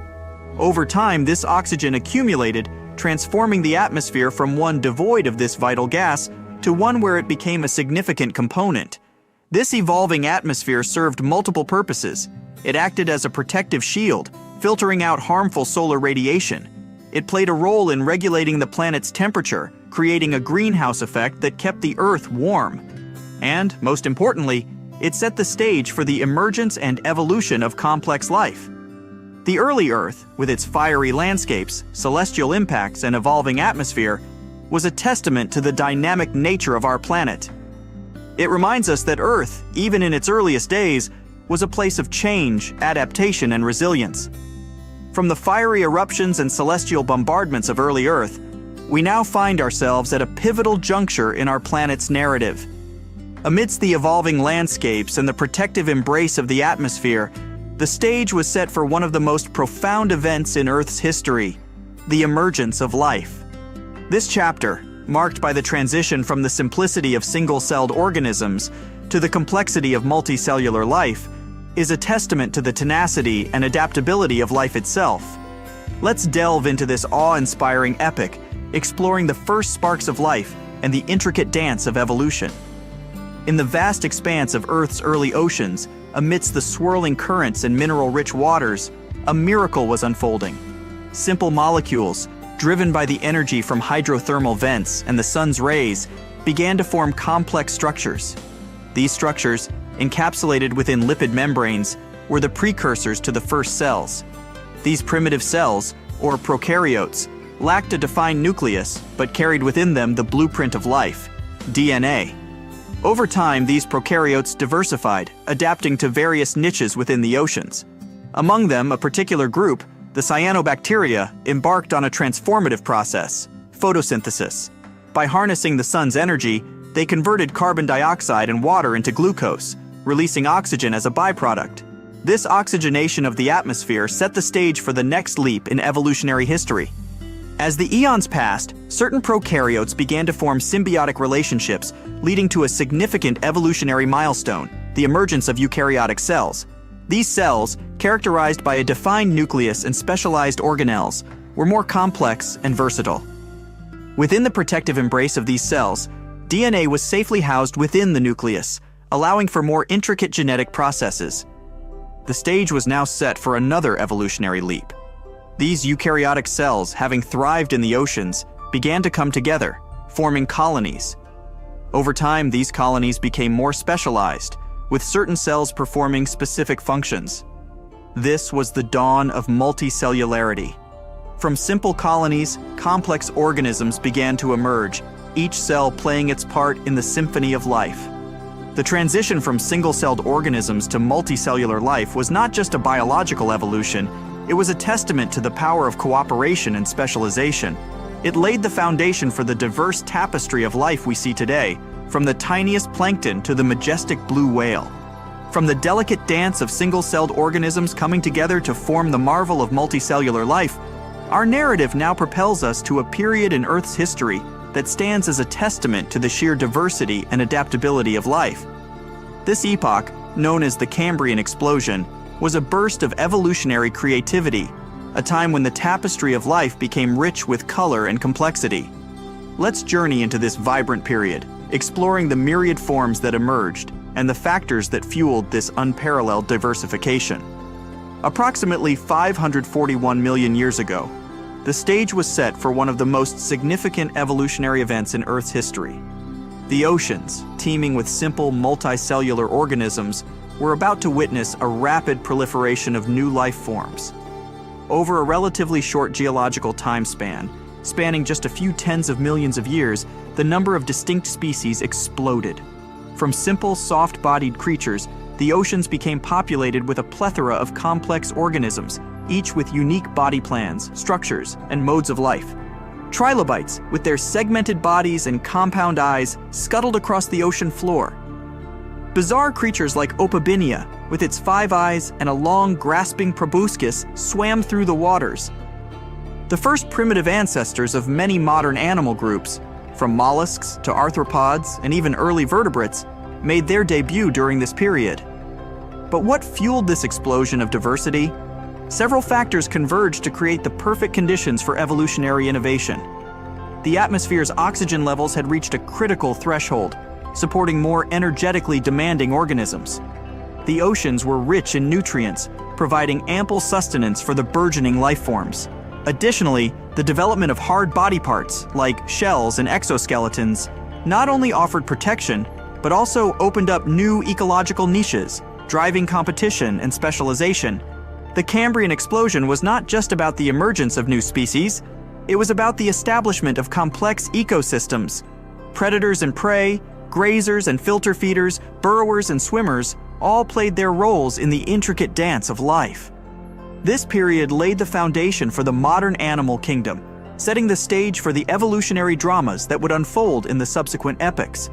From the vibrant waters of the Cambrian seas, teeming with a plethora of life forms, our narrative now shifts to the ever-evolving landscapes of our planet.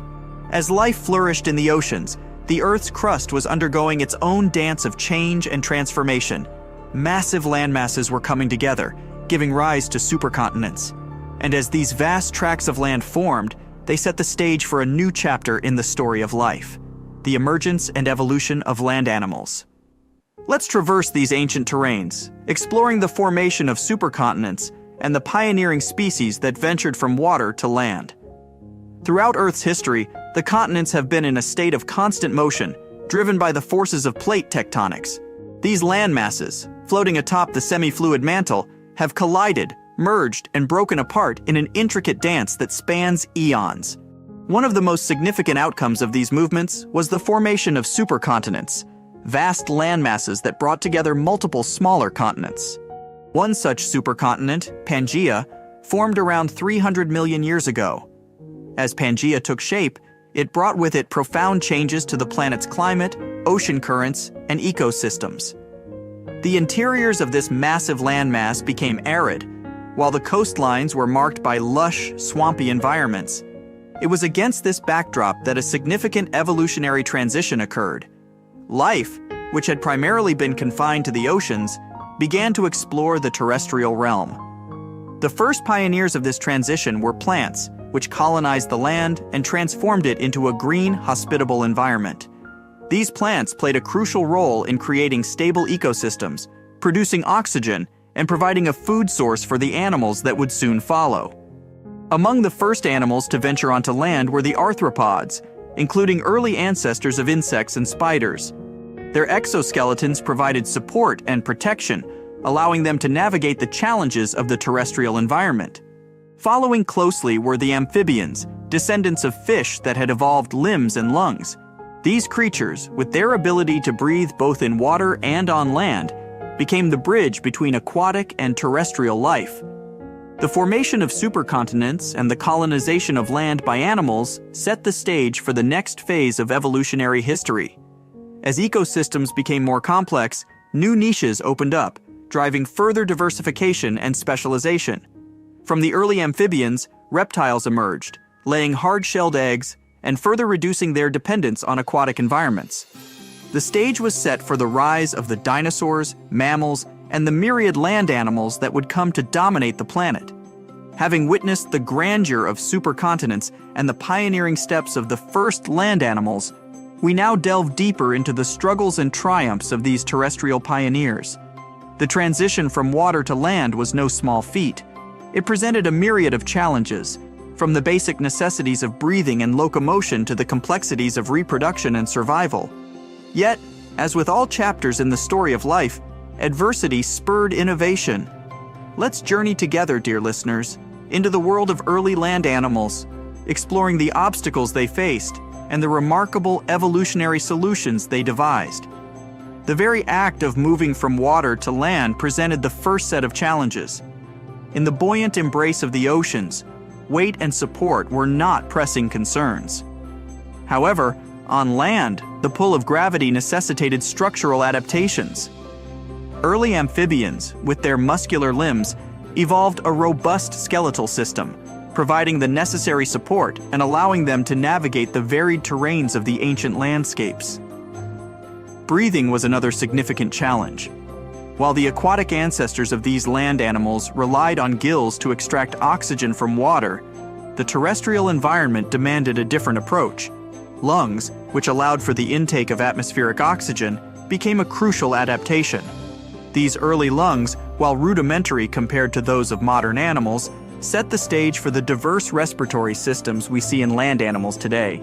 Reproduction, too, underwent a transformation. In the aquatic realm, external fertilization was common, with eggs and sperm released into the water. On land, this method was not viable. Early land animals, especially amphibians, had to return to water to reproduce. Over time, evolutionary innovations like internal fertilization and the development of hard-shelled eggs in reptiles allowed for a complete transition to terrestrial reproduction. Survival on land also meant contending with new predators and finding novel ways to secure food. This drove the evolution of various defensive mechanisms, from camouflage and toxins to speed and agility. The development of specialized sensory organs like enhanced vision and hearing allowed these early land animals to better navigate their environment and detect both prey and predators.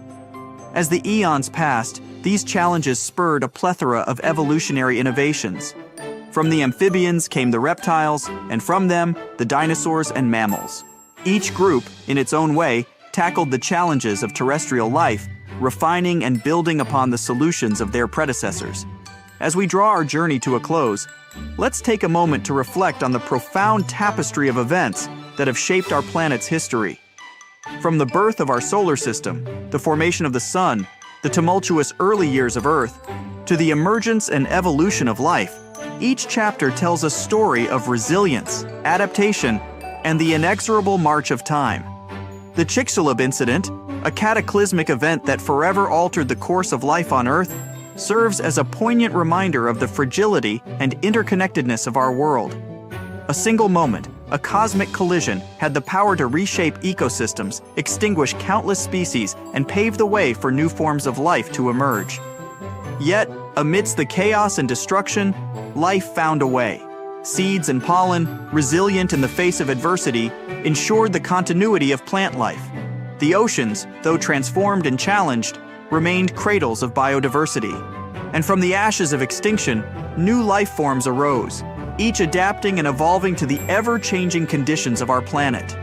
Our journey through Earth's history is not just a chronicle of events, but a testament to the enduring spirit of life. It's a story of challenges met, of adversities overcome, and of the relentless drive of life to persist, adapt, and thrive. As we conclude this video, let us carry with us a sense of wonder and reverence for the intricate web of life that surrounds us.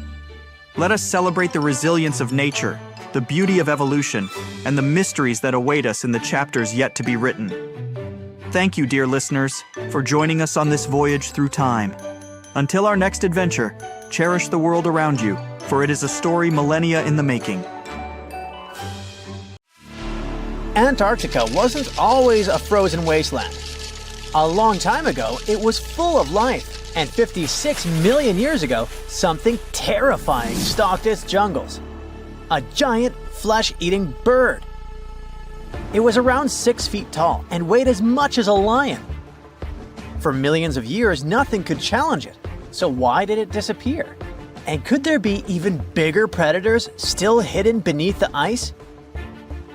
Paleontologists found 2 massive claw bones in Antarctica, sharp, curved, and powerful, belonging to this bird. They were dug up from the Epresian-aged rocks of Seymour Island, which means they're around 40 to 50 million years old. Their shape left no doubt. These were the so-called terror birds. Their scientific name is Forus raceti, some of the most fearsome predators to ever walk the earth. They were flightless and didn't even need wings. Instead, they could sprint at breakneck speeds, like ostriches from a nightmare. For millions of years, these birds ruled South America. But now, for the first time, their presence has been confirmed in Antarctica. No surprise here. Back then, South America and Antarctica were still connected, allowing animals to easily commute between continents. So these birds probably migrated south to adapt to life on Antarctica's prehistoric landmass. It didn't just survive here, it thrived. But at some point, this nightmare of an animal vanished. Why? Most likely because of the temperature changes. Antarctica was cooling, slowly turning into the frozen wasteland we know today. Its prey may have declined, leaving the predator without enough food. Eventually, it disappeared, leaving no descendants behind. Researchers hope that they'll find a complete skeleton eventually. They're also wondering where there might be even bigger species waiting to be discovered. Perhaps these birds evolved into a completely new Antarctic lineage. But for now, all we have are two giant, creepy claws. People often think that there are almost no animals or plants in Antarctica. But that's not true at all. Penguins waddle around, and forget the cute tiny ones. Antarctica used to have 6-foot-tall monsters. The emperor penguins are the largest penguin species alive today. They can dive over 1,800 feet deep and hold their breath for over 20 minutes. There were giant ancient penguins around 38 million years ago. They were the size of humans. Fossils show they had long, sharp beaks, making them terrifying hunters of fish and squid. The fish there are also absolutely fascinating. Forget giant squids. Colossal squids are nightmares even bigger. Some reach over 40 feet long with massive, super sharp beaks and eyes the size of dinner plates. Finally, orcas, the apex predators of the Antarctic Ocean. They hunt in packs, working together like a wolf pack of the sea to take down seals, fish, and even massive whales. There are even tiny plants like moss and algae. Antarctic hairgrass and pearlwort. They somehow survive against all odds. There are many other myths going on about Antarctica. For example, some people think that when icebergs break off from glaciers, they immediately start drifting straight into the open ocean until they melt. But the reality is way more chaotic. First, when an iceberg breaks off from a glacier or ice shelf, it has to deal with underwater obstacles. It can stay stuck on the seafloor for decades without moving. Then they get caught in powerful whirlpools and spin in place for months. One iceberg, a 23A, spent nearly 40 years frozen in place before finally breaking free, only to get caught in a swirling ocean vortex for another 8 months. After that, their paths are influenced by ocean currents, tides, winds, and even underwater topography. They don't just float freely, their movements are full of literal, unexpected twists. And speaking of glaciers, another strange rumor is that some humans can't travel more than 311 miles inland in Antarctica because of an impassable ice wall, freezing jet fuel, deadly winds, and no oxygen. But this is completely false. Antarctica has been explored by planes, vehicles, and even scientists on foot. There's an entire research station sitting at the South Pole. People live there all year long. The ice wall is real, a massive ice cliff rising above the ocean. But that isn't some secret barrier, it's an ice shelf. These are thick slabs of ice that form when glaciers slowly flow off the land and spread over the ocean. Almost 3/4 of Antarctica's coastline is made up of them, but they don't form some giant ring around the world. Antarctica is one of the most extreme places on Earth, but we've conquered its challenges and we keep learning more about it every year.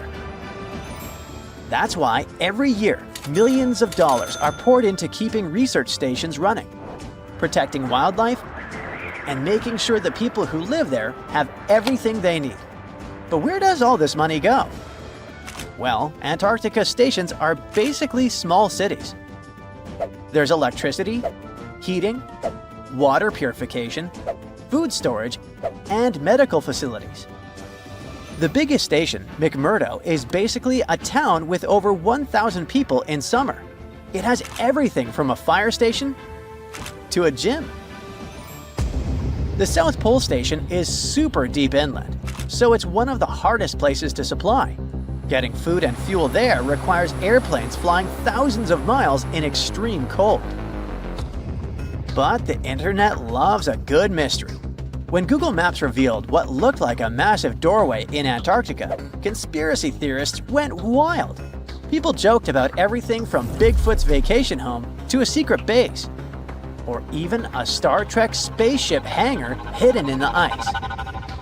But there's a way simpler and less exciting explanation. It's actually a grounded iceberg, a chunk of ice that got stuck in shallow water and is now slowly melting. As ice moves across the landscape, it flows around bumps and obstacles, creating odd shapes. The process of melting, breaking apart, and refreezing can carve ice into unexpected forms. Antarctica also has incredibly strong downward-blowing winds that sculpt ice into dramatic formations over time. No secret doorway, unfortunately. And speaking of doors, for years, Ushuaia, Argentina, has been called the gateway to Antarctica, the last stop before the icy continent, the place where expeditions begin. But there's another option. Punta Arenas, Chile. Let's compare them. Ushuaia is closer to Antarctica. It's the top departure point for tourists going on cruises. But no regular flights to Antarctica. No major scientific bases operating from here. It's basically controlled by the military, which refuses to allow private flights, only commercially operated ships. Yes, Punta Arenas is further from Antarctica, but 22 countries and global organizations use it as their main base. There are regular flights to Antarctica happening there every year. Private airlines can actually operate here, making it the real air connection to Antarctica. Ushuaia may have the best location physically, but Punta Arenas actually runs the show. Argentina made a huge error in picking its Antarctic airbase. Instead of setting up a simple, accessible base at sea level, they built Marambio Base, very high on rough terrain, completely impossible to reach by land. Everything has to be flown in by helicopter, making operations slow, expensive, and frustrating. For 50 years, Argentina stubbornly stuck to this bad decision, while Chile set up efficient, well-planned bases that the world now uses. If things don't change, Ushuaia will be nothing more than a tourist stop. But what's terrifying is that Antarctica seems to be returning to its past. It's supposed to be the coldest place on Earth, but something shocking happened just recently. For the first time in recorded history, temperatures in Antarctica broke 68 degrees Fahrenheit. This continent is buried under miles of ice. Usually, temperatures there can drop to minus 112 degrees. But in the winter of 2020, scientists recorded an insane 69 degrees on Seymour Island, hotter than many places in Europe at that time. Scientists believe there are several reasons for that. First, there are changes in the way heat moves around the planet's waters. Second, melting permafrost due to the planet warming. It looks like the climate is changing faster than expected. A piece of whale rib has recently been found in a North Carolina mine. Not a big deal, some might think. Hey, why can't a whale be a miner, right? But this fragment offers scientists a unique glimpse at the interactions between prehistoric sharks and whales from around 3 to 4 million years ago. The thing is, 3 tooth marks embellish the rib. That means that the whale was once badly bitten by an animal with a super powerful jaw. Judging by the spacing between the tooth marks, and it reaches almost 2.5 inches. This animal could be a mega-toothed shark. I'm talking about the megalodon. Or it could be a different shark species which was around at that time. The curvature of the shark's jaw shows that the animal was relatively small, between 13 and 20 feet long. Yeah, small. As for the whale, it seems to be the ancestor of a great blue or humpback whale. Researchers are amazed. You don't usually expect to find evidence of animal interaction and behavior preserved in the fossil record. After examining the sample carefully, they concluded that the shark must have gone away with a mouthful, but the whale had survived because most of the fossil fragment is covered with what is known as woven bone. It quickly forms in response to localized infection. Such bone isn't particularly strong, and later the body remodels it into compact bone tissue. But it takes time. The presence of this bone means that the healing was incomplete and the whale passed away 2 to 6 weeks after the unfortunate encounter. On the other hand, its demise could have been unrelated to the infection and injury. Only a handful of fossils show such kinds of interactions between ancient animals. You can often find bite marks on fossils indicating where the animal passed away and its carcass was scavenged. But this fossil is one of a few examples that not only show a wound inflicted by another animal, but also demonstrate that the prey survived. All fossils are exciting for paleontologists. Yes, they need to get out more. But some might look terrifying to regular people. For example, look at this picture of tentacle arms and octagonal-shaped heads. When it first appeared in mass media, internet users claimed that it was some ancient organism that had come from space. Others thought the story was fake. But in fact, both the picture and the fossil are real. The fossil is known as a mortality plate, a fossilized representation of a mass extinction event of one or several species. The fossil actually contains more than a dozen specimens of a type of marine organism called a crinoid. Despite their looks, crinoids were not plants but marine animals. This particular species lived deep underwater on the seafloor. Crinoids were related to starfish, sea urchins, and brittle stars. These creatures could attach themselves to the seafloor with stalks made up of flexible porous discs connected by soft tissue. The stalks were hollow, and that's where the animal's nervous system was located. Crinoids absorbed oxygen through thin-walled tube feet. The creatures usually reached the length of more than 8 inches and had 5 arms lined with leathery-looking tentacle-like structures. They fed on plankton and sloughed off organic material. Now, even though these fossil finds seem to be super exciting, few creatures in the fossil record confuse scientists as much as the Tully monster. This curious sea creature sported a toothy, trunk-like snout and eyes splayed out on a rigid rod. But the most bizarre thing? It has been impossible to classify. Researchers have been considering a variety of organisms, for example, segmented worms, swimming slugs, and primitive eel-like creatures, since the monster was discovered in 1966.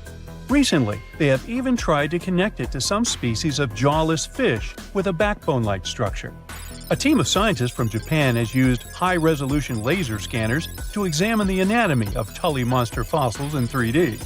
They concluded that the enigmatic fossil might be an invertebrate after all, and still, the true identity of the creature remains elusive.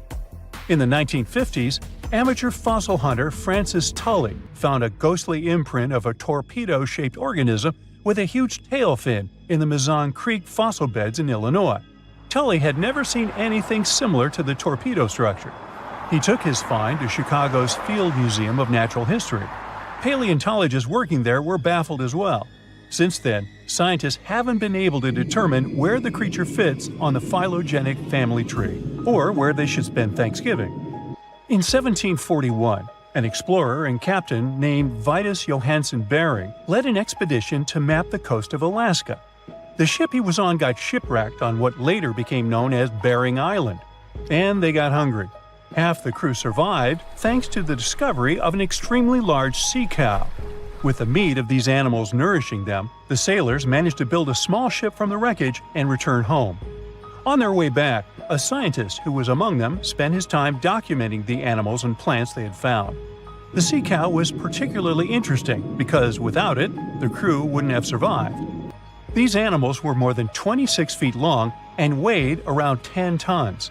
All sea cows are member of the order Sirenia, marine mammals more closely related to elephants than cows. The scientists describe them as having black skin, a small head, and stubby forelimbs. Those sea cows floated on the water's surface, munching on kelp. After the information about these animals became widespread, sea otter fur trading expeditions made use of that convenient depot en route. Sea cows were docile and could be easily hunted.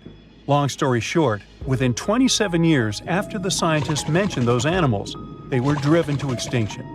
But it's not the saddest part. The fossil record reveals a much deeper and darker history. Fossils of sea cows have been discovered all over the world, from Japan to Mexico.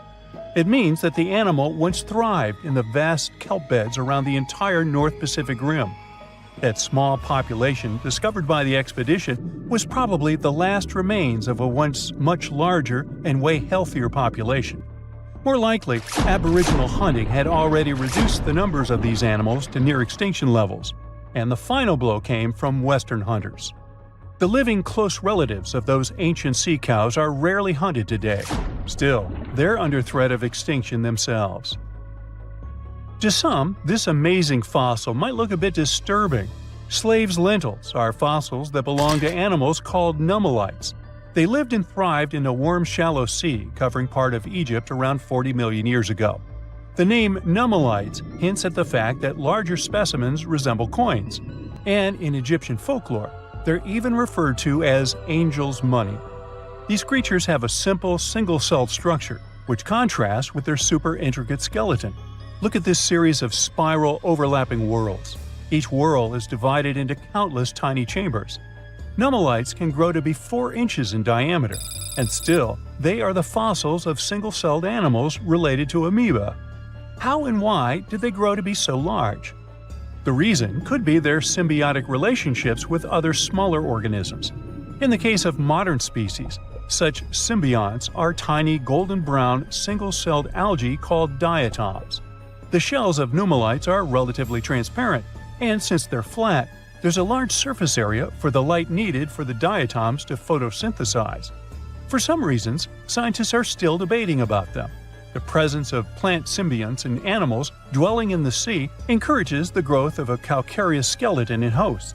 So, the gigantic size of the nummelites in Egypt could be due to their close relationship with symbiotic diatoms. Does that make sense? Fun fact: a species of nummelites evolve very fast, and their fossils change from one layer of sediments to the next. So the limestone used for the pyramids of Giza are so packed with such fossils that it's known as nummelitic limestone. This limestone also contains 2 kinds of nummelites, the smaller slave's lentils and the larger angel's money. But those are not different species, but rather different stages in the life cycle of a single species. Now here's something. Baltic amber is one of the most common resins found in the world. The reason for this is that due to the vast forests of pine, their numerous deposits are so common, they provide wonderful treasures from long ago. Ants are especially common in the Baltic amber, which comes from pine trees. Its resin is rich in sugar, so the ants often live amongst the trees, close to the easy source of food. One block found in East Germany has preserved one ant that is estimated to be about 48 million years old. Think of the birthday cake. But what makes this find interesting is another animal inside the amber. It's a mite, notorious hunters in the insect world, capable of traveling at great speed. These guys quickly latch onto their hosts, sucking them dry. They're also capable of destroying entire hives in one go. And within this piece of amber, the amber provides a display of their final struggle. In Southeast Asia, feathers belonging to something unique have been found from 80 million years ago. They were captured in resin during the Cretaceous period, a peak time for dinosaurs. The many feathers inside are from the coelurosaur. It looks like a dinosaur, but this animal is more related to birds. Other feathers like this have been found in resin. They belong to avian and other non-flying dinosaurs. The discoveries have helped reimagine what dinosaurs actually look like. Still, dinosaurs may have had feathers instead of being completely bald. Of course, for most of them, the feathers weren't used for flying, but they helped the dinos stay warm. However, the feathers weren't all that was found, and a part of the coelurosaur's tail is also preserved. Still, it's so small and ancient that its DNA hasn't survived to map their entire genome. The enclosed tail is also very delicate, and it can't be removed from its protective amber shell. But although these findings can only be observed, they've still provided a great insight in the evolution of birds. But how does amber preserve things so effectively, even at the initial stages? The trees produce the resin to protect any small gaps in the bark against feeding insects. Its antiseptic nature and lack of water content ensures it doesn't degrade for a long time.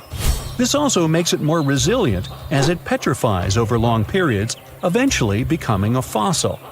Some of the oldest amber ever found was from the Triassic period, showing how long it can last.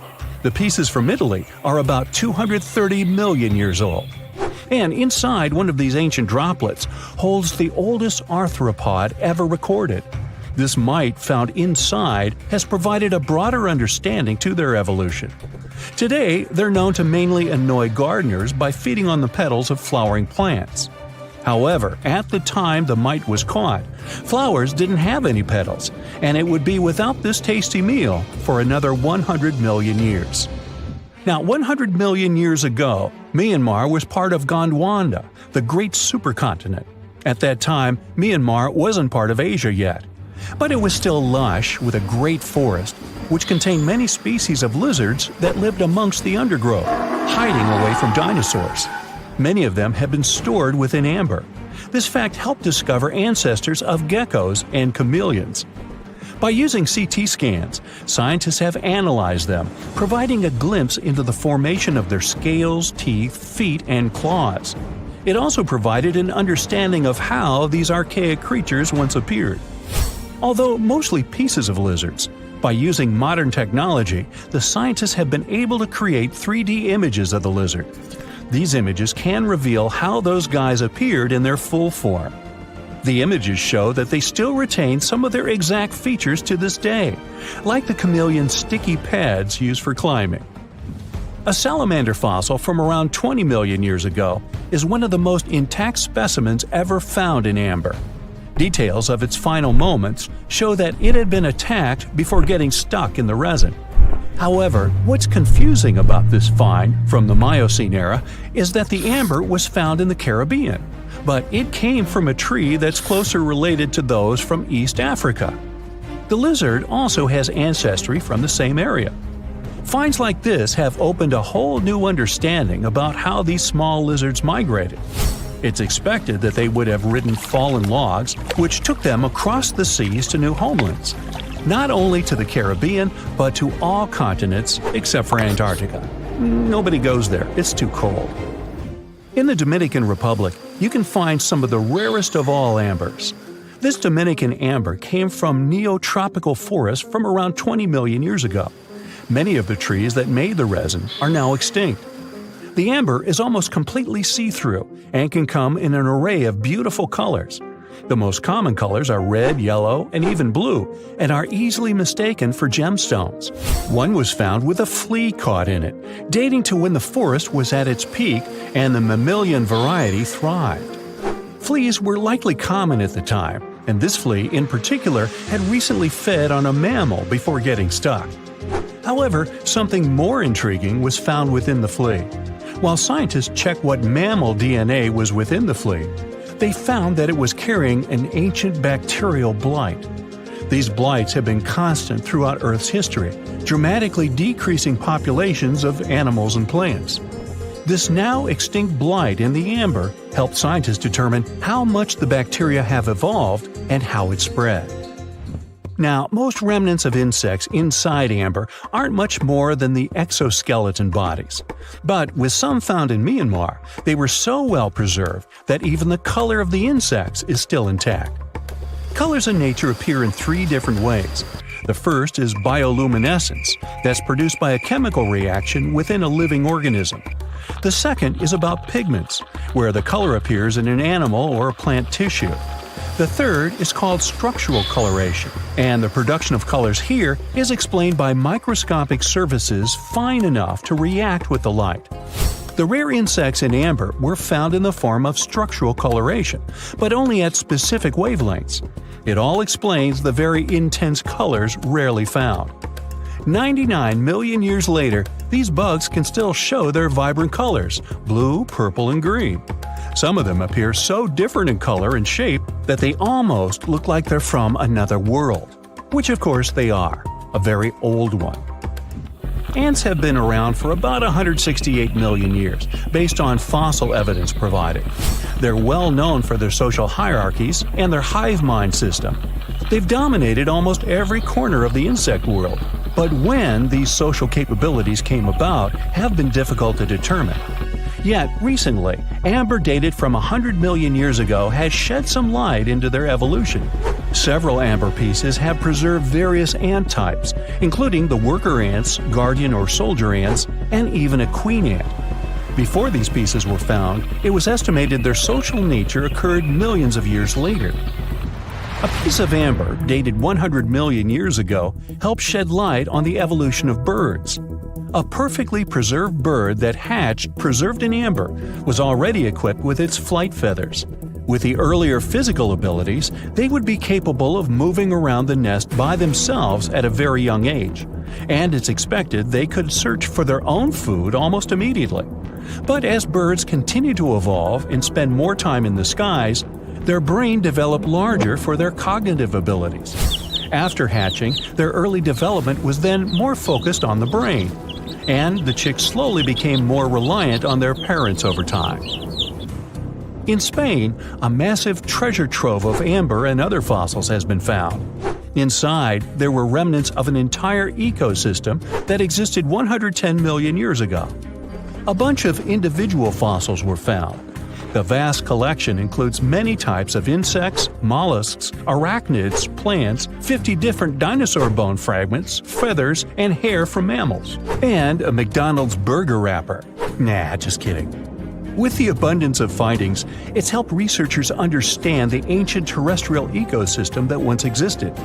With loads of specific details of the environment, they've reconstructed the swamp. This way, it's now possible to experience what it was like in the world of dinosaurs. It was one of the biggest creatures ever to roam the Earth. It was longer than your average school bus and could easily weigh more than 10 elephants combined. But where did it live? How did it end up having this size? And most importantly, why is it extinct nowadays? Let's find out.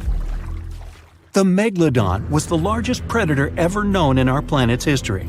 In terms of its location, the megalodon lived practically in all waters on our globe, except near the poles. The reason why there were no megalodon teeth found in Antarctica is probably that the gigantic creature adapted to only warm tropical and subtropical waters. The younger ones liked to keep to the shores, while full-grown adults preferred coastal areas, but they could easily move into the open ocean as well.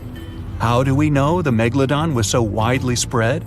We can only presume, based on the fact that they discovered the most northern fossils off the coast of Denmark and the most southern in New Zealand. The discussion of how the megalodon got this size is still open in the scientific community. They recently found out that not all the specimens from this fascinating species reach the same huge size. This has to do with a little something called the Bergmann's Rule, which says that the temperature of the surrounding environment affects the animal's body size because they either need to conserve or shed heat.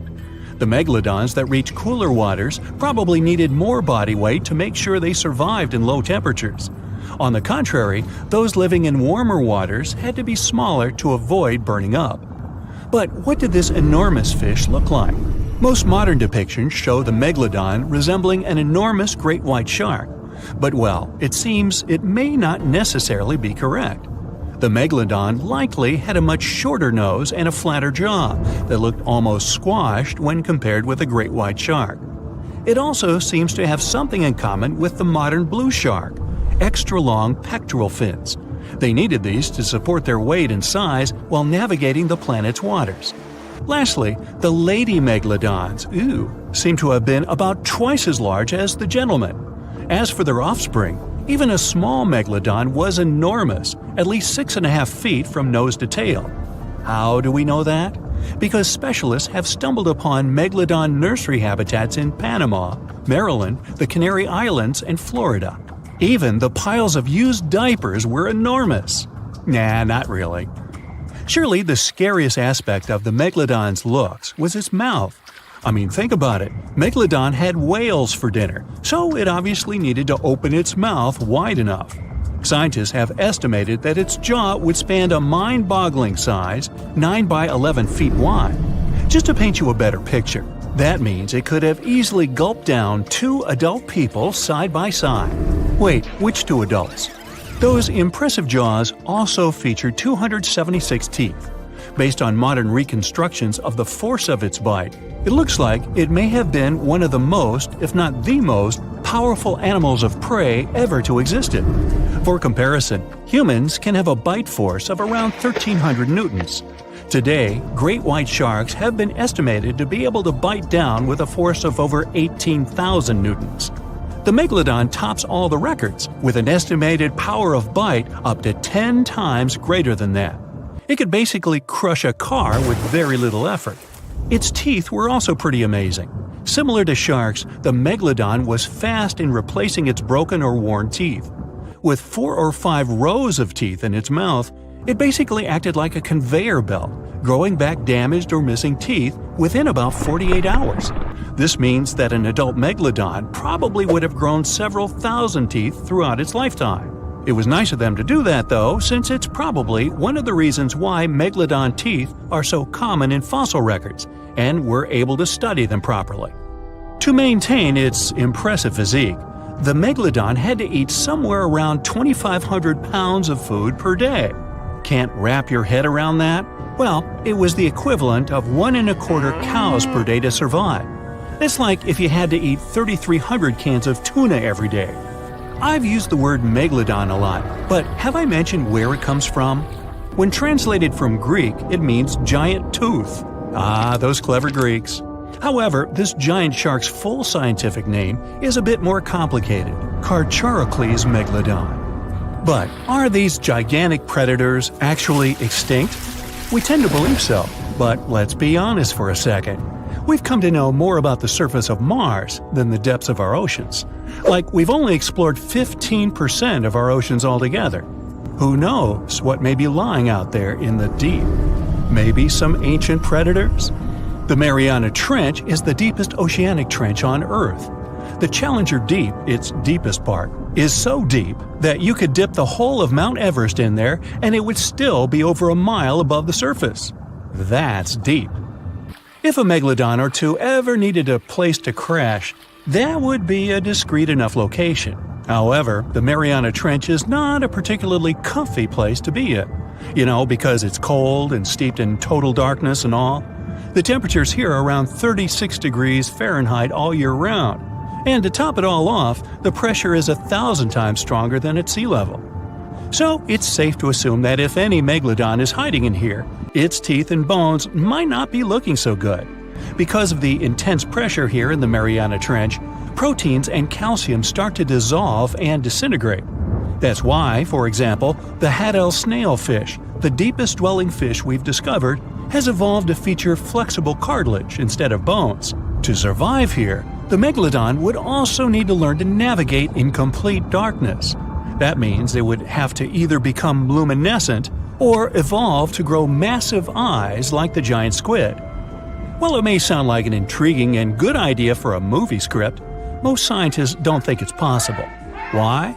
Well, most of them say it's because of the megalodon's size. Most foods that megalodons like to eat live in shallow ocean areas and not in the deep, deep sea.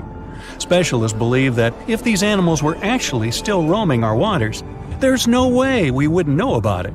They would need to come up for dinner every now and then, right? Their food is also the most likely cause of why the megalodon is not alive anymore. While some specialists believe the megalodon became extinct because of a drop in the ocean water temperature, most scientists suggested that the shifting food chain dynamics may have been more to blame. Why? Because at some point, there was less and less of its primary food source, baleen whales, and at the same time, the numbers of its natural competitors, like smaller predatory sharks like the great white shark and whales, increased. The megalodon did live on this planet a lot more than we did, and way back when we didn't even exist yet. They were here for nearly 70 times longer than we, modern humans, have, inhabiting the oceans for around 20 million years. Homo sapiens appeared around 300,000 years ago. The megalodon managed to survive for so long mostly because of its unbeatable size. I mean, they can make a meal out of almost everything in the sea at the time. We may think about both of them as prehistoric creatures, but the megalodons and the dinosaurs never coexisted on Earth. The dinosaurs probably died out about 66 million years ago. Megalodons seem to have appeared a bit later. That's because the oldest megalodon fossils we have yet discovered are from the Miocene epoch, which began 23 million years ago. So long, Meg. Do you know that NASA explores not only stars, planets, galaxies, or black holes? Hard to believe, but yes. The agency also works on discoveries here on our home planet Earth. So what has NASA recently discovered? Is there life under the ice? While they were analyzing data recently, they discovered something unbelievable hiding under Antarctica's ice. And this discovery not only changes everything we know about the whole water system of the Earth, but it may also help with research about life in space. Humankind's existence might depend on understanding Antarctica and its secrets. So, the recent discoveries reveal vital information about our survival. But before we continue, let's see how much you know about this place, where it's only ice as far as your eyes can see. Antarctica is one of the world's 7 continents in the southern hemisphere. It's the 5th largest continent in terms of total area, and that means it's almost twice the size of Australia. Want to see real meteorites? Go to Antarctica. Due to its dry climate, Antarctica is one of the best places to observe space. But what's even greater is that you can find meteorites on the white surface of the continent. Scientists have already plucked about 45,000 meteorites from the ice, and they think they can see another 300,000. Since there aren't many terrestrial rocks there, it's easy for them to spot them, thanks to their dark color. Antarctica's dry desert environment also helps preserve them, even the ones that fell to Earth more than 1 million years ago. And can you imagine any volcanic activity in Antarctica? It's hard. But this place is where fire meets the ice.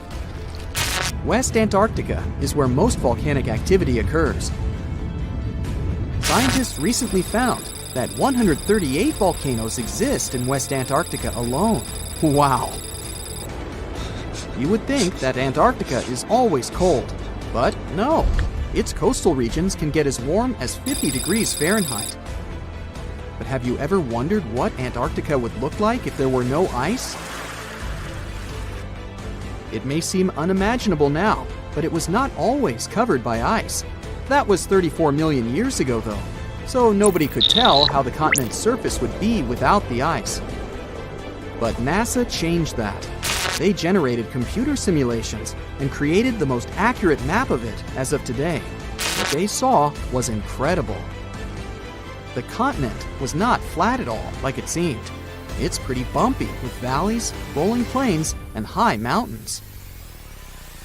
But this was nothing next to what they had discovered under Antarctica's ice. So, what is it? Drum roll, please.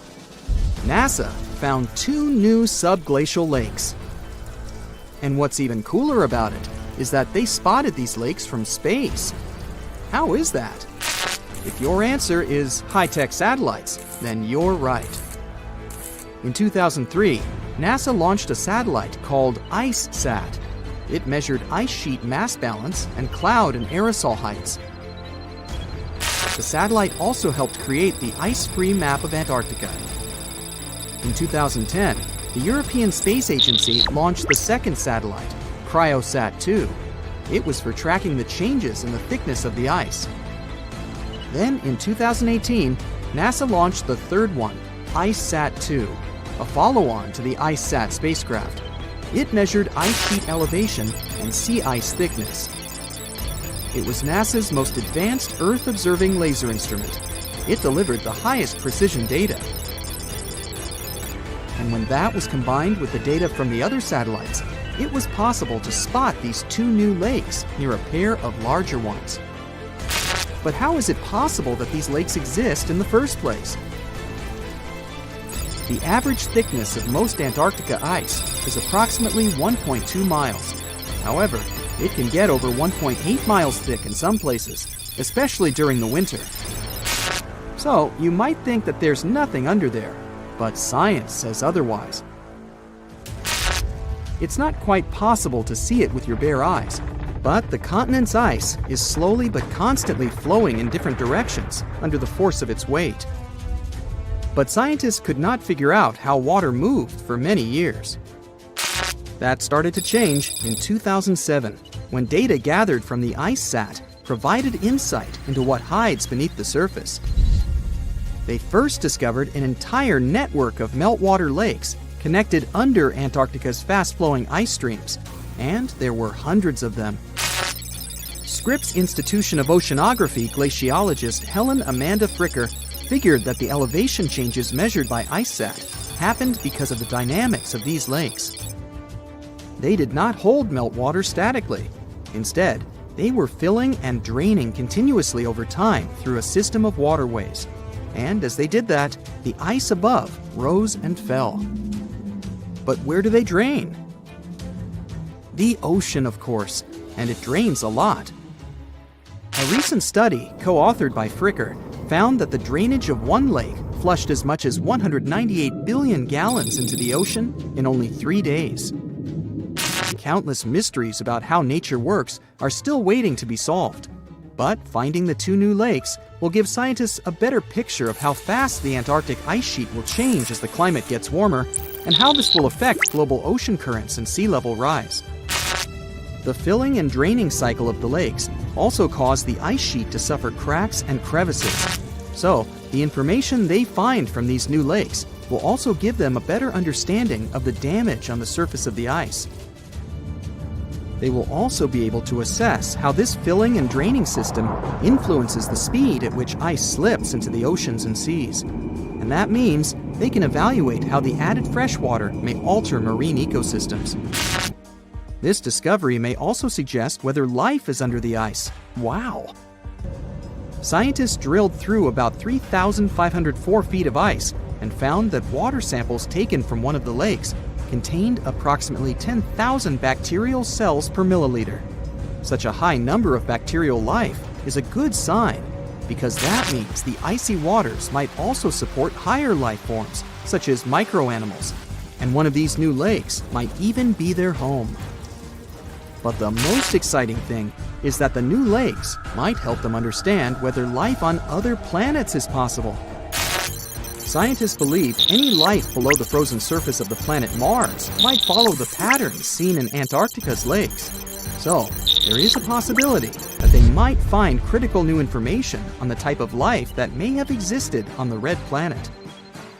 You wouldn't want to be there during the winter, though. The lowest temperature on Earth you can experience is negative 128 degrees Fahrenheit. In 2010, there was an even lower temperature of negative 135 degrees Fahrenheit. And you may feel this cold much worse due to the strong and dry winds. Did you know that the size of the ice surface on Antarctica also changes throughout the year? It's about 1.2 million square miles during the summer, but when it's winter, it grows to 7.3 million square miles. Yet, despite the change, it remains the largest piece of ice on Earth. Sorry, Arctic, you lose. Do you know these cute little penguins? Consider these animals the locals, because there is no native population in Antarctica. It's a no man's land, because no single country owns it. But do you know who really owns it? 5 different species of penguins, seals, and killer whales. Ha. Despite the continent's harsh conditions, you can visit it as a tourist for fishing and research purposes.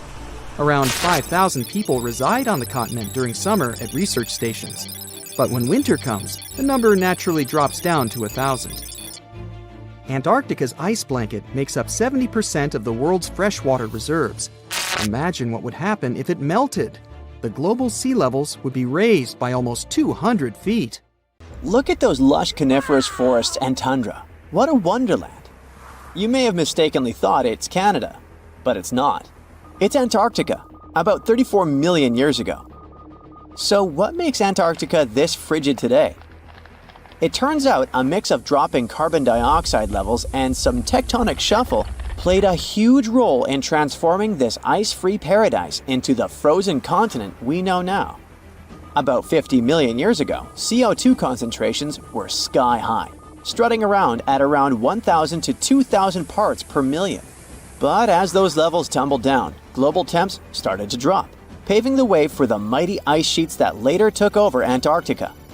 While the CO2 dive was happening, tectonic activity was also working its magic.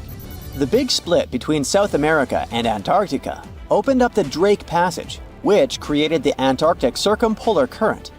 This powerful current acted like a bouncer, keeping warm air and ocean currents from crashing the Antarctic party, and helping keep things rather frosty.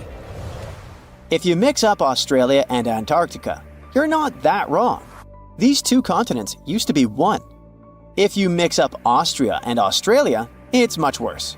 By the way, don't fall for the internet myths and memes. There's no help desk in Austria specifically for people who intended to fly to Australia. Now, look at this magnificent Australian pink beach. It's precious, and not in a figurative sense. Those mysterious pinkish sands are actually garnet, and it's widely used in jewelry. Geologists studied those sands and came to the conclusion that the garnet contained there is older than local mountains. That doesn't make sense, right? In fact, it does.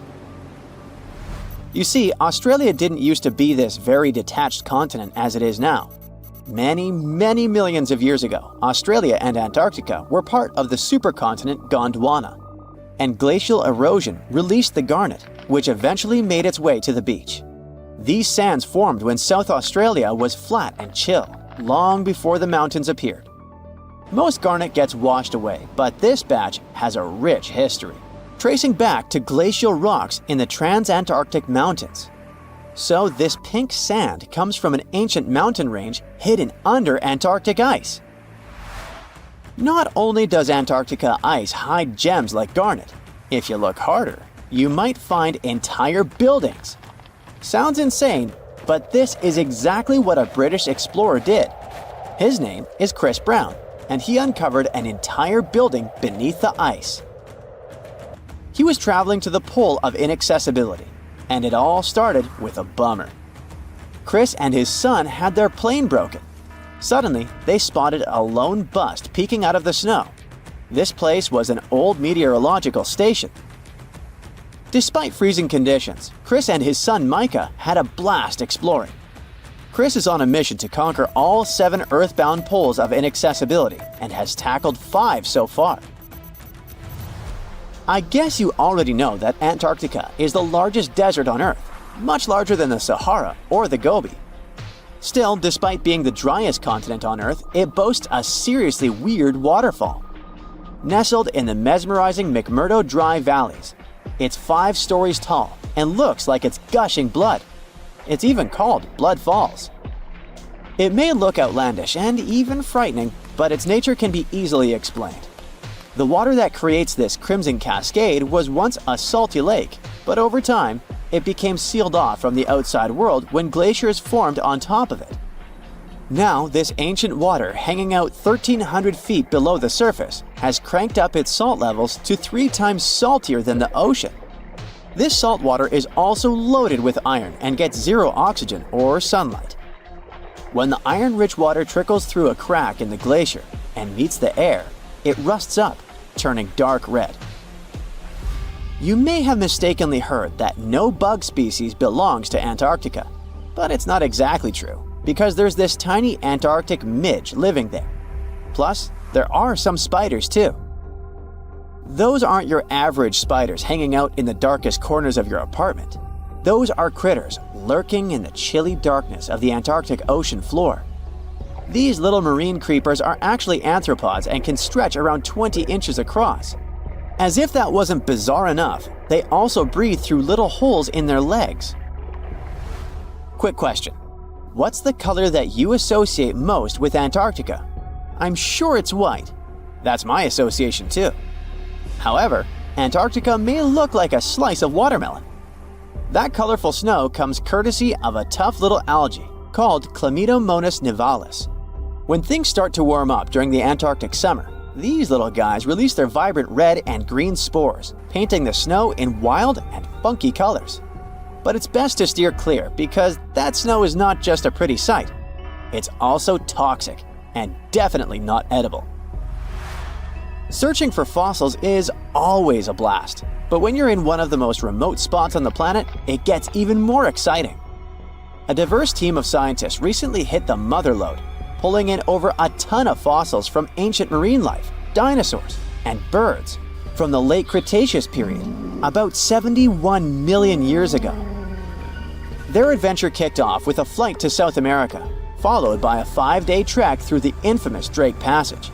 Upon reaching Antarctica, they set up camp using helicopters and inflatable boats. You might be thinking, why dig in Antarctica with all that ice? Well, it turns out there are places where rocks pop up, depending on the season. The team went to James Ross Island, located in the Antarctic Peninsula, and they went there during February and March. And that's one of the few parts of Antarctica where in summer, rocks are exposed, and those rocks can come from the age of dinosaurs. The expedition was a success, as they discovered over a ton of remarkable finds. Next up, the fossils will head to Chile before making their way to Pittsburgh's Carnegie Museum of Natural History. Among their discoveries, they found relics dating back about 71 million years, alongside some around 67 million years old, including plenty of snails, clams, and various marine creatures. Yikes! Look at this creepy sea worm.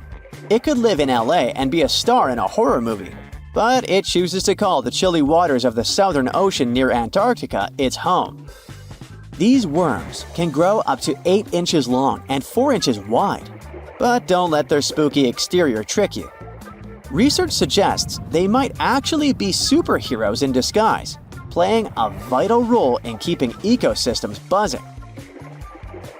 Now, see that head? It's not really a head, it's just a retractable throat that helps this toothy creature chow down on its meals. Antarctica has many creepy critters to offer. Let me introduce you to the Antarctic strawberry feather star. It's not like Patrick from SpongeBob though. It's more like a deep-sea creature straight out of a horror movie. Picture this, 20 wiggly arms, some stretching up to 8 inches, all decked out with these bizarre little bumps. Yikes indeed. Back in 2014, scientists buried 34 seismic monitors in the snow on the Ross Ice Shelf, which is huge. Think of it as an ice slab the size of Texas, just chilling over the Southern Ocean. These clever little machines picked up a nearly non-stop buzzing. Even though our human ears usually can't catch these low-frequency sounds, scientists have worked their magic and made them audible for us. They even shared the creepy audio online. A glaciologist from the University of Chicago says that if you could hear this vibration, it'd sound like a swarm of cicadas taking over the backyard in late summer. But these glacier explorers weren't trying to capture spooky tunes. They're actually on a mission to monitor the Ross Ice Shelf because things are heating up, literally, and the ice is melting faster than ice cream on a hot day. Ice shelves are like Earth's safety plugs, keeping all that massive ice from surging into the ocean. So what exactly is making all that noise?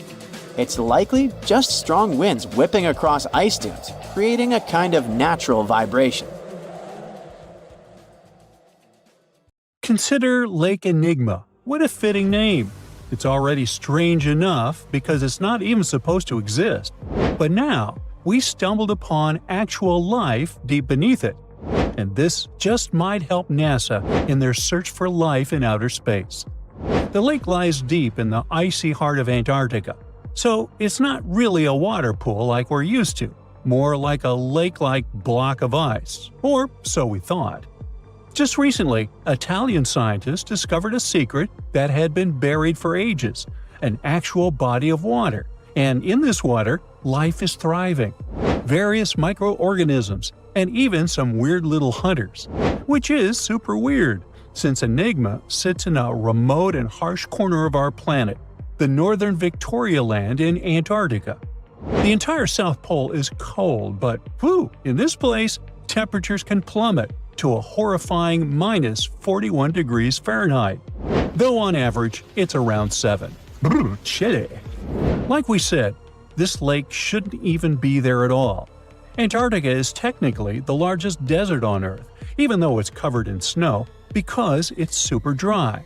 There are 0 rains, truly little snowfall, and the sun barely evaporates anything. And even if there is some water, the insane winds make sure to dry everything out super quickly. Putting on our thinking caps, this lake should lose an unimaginable 7 million cubic feet of water every year. Yet, the water remains. Why? No one knows. Scientists say there could be something deep underground that refills it constantly. They just have no idea what that might be. Maybe deep underground rivers, melting ice, or something else entirely. But hence the name, the Enigma Lake. The block of ice we mentioned is permanent and super thick, at least 36 feet of it, and that's higher than a 3-story building. So researchers decided to check out if there's anything beneath it. They used a so-called ground-penetrating radar, a super smart echo detector for the ground. This radar sends invisible radio waves into the earth. When they hit something underground, like rocks, water, or anything else, they bounce back to the device. By measuring how long it takes for the signal to return and how strong they are, we can determine the distance and what exactly the radar hit. That's how animals like bats, whales, and dolphins can see underwater. And we humans stole this cool nature idea to research buried structures and hidden caves. Scientists used this device all over the Enigma surface. This way, they were able to create an entire map of this under-ice world beneath. The water itself wasn't surprising. It's the unique ecosystem in it that shocked them. Unfortunately, no secret monsters or extraterrestrial secrets this time. But there are microorganisms there that may not exist anywhere else on Earth. Somehow, these creatures have managed to survive in complete isolation and extreme cold. It's not that we don't know these microorganisms, we've met them before, just not exactly like this. There are a couple groups hanging out down there. The first one is Bacteroidota. They love breaking down complex molecules, especially in your stomach, and help digest tough plant fibers. They mostly hang out inside us, but in the outside world, we might occasionally find them in soils and oceans. Then Actinobacteriota, genius chemists among bacteria. They decompose organic materials and help the soil get healthier. They're also famous for producing antibiotics, so we owe a lot of our medicine to them. The third one is Pseudomonadota. These guys weren't a surprise. They're crazy adaptable. They can thrive pretty much anywhere, from soil to water to the human body. Some of them are good, helping plants grow and in nutrient cycles, but others can be opportunistic pathogens. Ooh, bad guys. But what is actually a surprise is that Lake Enigma has tons of passibacteria. They're ultra small even for microorganisms and can barely do anything themselves. So they prefer to live in symbiosis or be little parasites, relying on their hosts for nutrients and other necessities. All these little chompers might be ancient. They could be remnants of a time before the lake froze over completely, which is hundreds of thousands of years ago. It's simply weird to encounter these bacteria in the Enigma Lake, especially the little parasites. Passibacteria usually love low-oxygen environments, but this lake is very oxygen-rich, not even mentioning an almost 40 feet of ice above. So all this means that even though we know who these guys are, this specific species might be new to us. They could have evolved with some unique adaptations and abilities using the lake's unusual chemistry. They probably rely on a super simple and delicate food web. Some of the microorganisms produce energy from light, well, whatever light gets down there, or the lake's chemicals. The symbiosis guys most likely survive by living on or inside their neighbors. Yep, these microscopic creatures hunt each other. Nope, things can't be peaceful even in a place like that. If we find out what their secret to survival is, we might learn more about chemistry, medicine, and even extraterrestrial life. Because if life can endure such extreme conditions, then it can probably appear pretty much anywhere, including our closest neighbors, Europa or Enceladus, the moons of Jupiter and Saturn. They definitely hide oceans beneath their frozen surfaces, and now there's a very high chance there might be some life there. Antarctica must be the closest thing we have to extraterrestrial exploration before we actually land on other planets. It's full of hidden mysteries and surprising creatures. Even outside of Lake Enigma, the South Pole harbors life. Just take the McMurdo Dry Valleys, which are often referred to as Earthly Mars. These are among the most mysterious and extreme places on our planet. They're stretching across Victoria Land in Antarctica, and this is one of the driest places on Earth. Makes sense if you remember the name. Surprisingly, unlike other parts of the South Pole, this land is almost entirely devoid of snow and ice, just lots of super cold ground. There might even be some sand dunes nestled here and there between the rugged mountains. The ground is mostly covered in loose gravel, scattered with ancient rocks made of granite, and something interesting called gneiss, just spelled differently. It's the type of rock that's been through a lot, literally. It's usually born when granite and sedimentary rocks have to endure insane pressure or horrifying heat for a while, a process called metamorphism. These conditions are so intense that they literally rearrange the minerals into layers. That's why gneiss has such beautiful foliated looks. It's the planet's version of baking a layered cake. It's amazing because this place is almost exactly the way it was millions of years ago. These valleys are frozen in time, and they give us a little glimpse into Earth's distant past. And that includes life. Once again, local winds are absolutely terrifying gusts of cold air racing downhill, and they evaporate snow faster than it can even melt. So, logically, you shouldn't find much water here, not even mentioning life. But somehow, you can still stumble across frozen lakes and saline ponds in the dry valleys. And local life stretches all reason and our understanding of biology. It exists inside the rocks themselves. Microorganisms are hidden in slightly moist cracks and crevices. Deep inside, there's endolithic bacteria. These guys are super chill. Instead of moving around like other microorganisms, they always stay put inside their little rocky homes. How do they survive? Through photosynthesis. Just like plants, they take teeny tiny parts of light that gets in crevices and acts like little solar panels, getting energy from the sun. Meanwhile, in another place, beneath the Taylor Glacier, there's bacteria that literally doesn't eat anything. Not comfort, not sunlight, not even oxygen. These guys rely on a diet of dusty rocks and sulfur to fuel their weird metabolisms. By breaking down sulfur and iron, they get energy to sustain themselves. This way, they easily survive in deep seas at sub-freezing temperatures, completely cut off from sunlight, oxygen, and the world itself. This place is fascinating for both its life and the lack of it. In some parts of the valleys, like University Valley, yes, that's what it's called, the permafrost is so harsh that no microbes were found at all.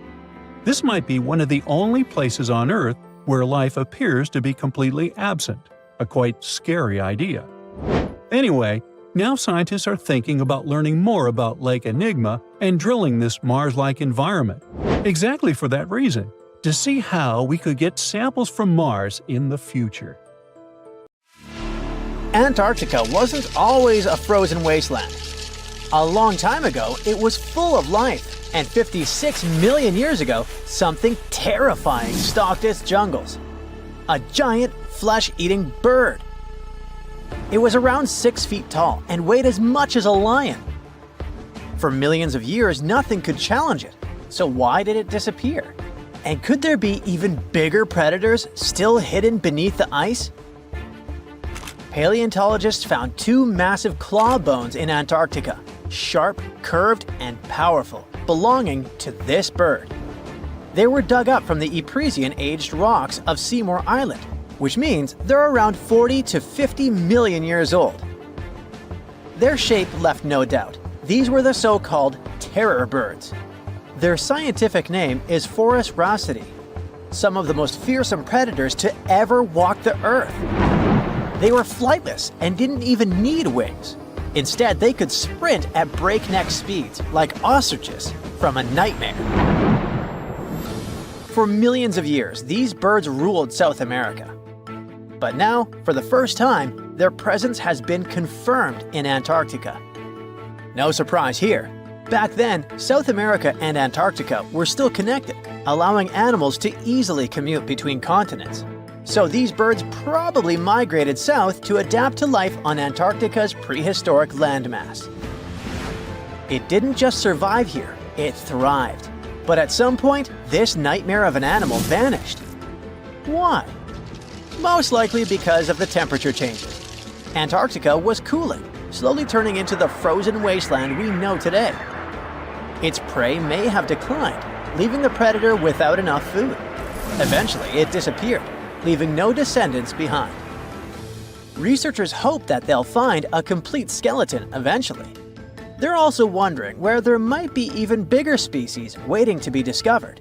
Perhaps these birds evolved into a completely new Antarctic lineage. But for now, all we have are two giant creepy claws. People often think that there are almost no animals or plants in Antarctica. But that's not true at all. Penguins waddle around, and forget the cute tiny ones. Antarctica used to have 6-foot-tall monsters. The emperor penguins are the largest penguin species alive today. They can dive over 1,800 feet deep and hold their breath for over 20 minutes. There were giant ancient penguins around 38 million years ago. They were the size of humans. Fossils show they had long, sharp beaks, making them terrifying hunters of fish and squid. The fish there are also absolutely fascinating. Forget giant squids. Colossal squids are nightmares even bigger. Some reach over 40 feet long with massive, super sharp beaks and eyes the size of dinner plates. Finally, orcas, the apex predators of the Antarctic Ocean. They hunt in packs, working together like a wolf pack of the sea to take down seals, fish, and even massive whales. There are even tiny plants like moss and algae. Antarctic hairgrass and pearlwort. They somehow survive against all odds. There are many other myths going on about Antarctica. For example, some people think that when icebergs break off from glaciers, they immediately start drifting straight into the open ocean until they melt. But the reality is way more chaotic. First, when an iceberg breaks off from a glacier or ice shelf, it has to deal with underwater obstacles. It can stay stuck on the seafloor for decades without moving. Then they get caught in powerful whirlpools and spin in place for months. One iceberg, a 23A, spent nearly 40 years frozen in place before finally breaking free, only to get caught in a swirling ocean vortex for another 8 months. After that, their paths are influenced by ocean currents, tides, winds, and even underwater topography. They don't just float freely, their movements are full of literal, unexpected twists. And speaking of glaciers, another strange rumor is that some humans can't travel more than 311 miles inland in Antarctica because of an impassable ice wall, freezing jet fuel, deadly winds, and no oxygen. But this is completely false. Antarctica has been explored by planes, vehicles, and even scientists on foot. There's an entire research station sitting at the South Pole. People live there all year long. The ice wall is real, a massive ice cliff rising above the ocean. But that isn't some secret barrier, it's an ice shelf. These are thick slabs of ice that form when glaciers slowly flow off the land and spread over the ocean. Almost 3/4 of Antarctica's coastline is made up of them, but they don't form some giant ring around the world. Antarctica is one of the most extreme places on Earth, but we've conquered its challenges, and we keep learning more about it every year. That's why every year, millions of dollars are poured into keeping research stations running, protecting wildlife, and making sure the people who live there have everything they need. But where does all this money go? Well, Antarctica stations are basically small cities. There's electricity, heating, water purification, food storage, and medical facilities. The biggest station, McMurdo, is basically a town with over 1,000 people in summer. It has everything from a fire station to a gym. The South Pole Station is super deep inland, so it's one of the hardest places to supply. Getting food and fuel there requires airplanes flying thousands of miles in extreme cold. But the internet loves a good mystery. When Google Maps revealed what looked like a massive doorway in Antarctica, conspiracy theorists went wild. People joked about everything from Bigfoot's vacation home to a secret base, or even a Star Trek spaceship hangar hidden in the ice. But there's a way simpler and less exciting explanation. It's actually a grounded iceberg, a chunk of ice that got stuck in shallow water and is now slowly melting. As ice moves across the landscape, it flows around bumps and obstacles, creating odd shapes. The process of melting, breaking apart, and refreezing can carve ice into unexpected forms. Antarctica also has incredibly strong downward-blowing winds that sculpt ice into dramatic formations over time. No secret doorway, unfortunately. And speaking of doors, for years, Ushuaia, Argentina, has been called the gateway to Antarctica, the last stop before the icy continent, the place where expeditions begin. But there's another option. Punta Arenas, Chile. Let's compare them. Ushuaia is closer to Antarctica. It's the top departure point for tourists going on cruises. But no regular flights to Antarctica. No major scientific bases operating from here. It's basically controlled by the military, which refuses to allow private flights, only commercially operated ships. Yes, Punta Arenas is further from Antarctica, but 22 countries and global organizations use it as their main base.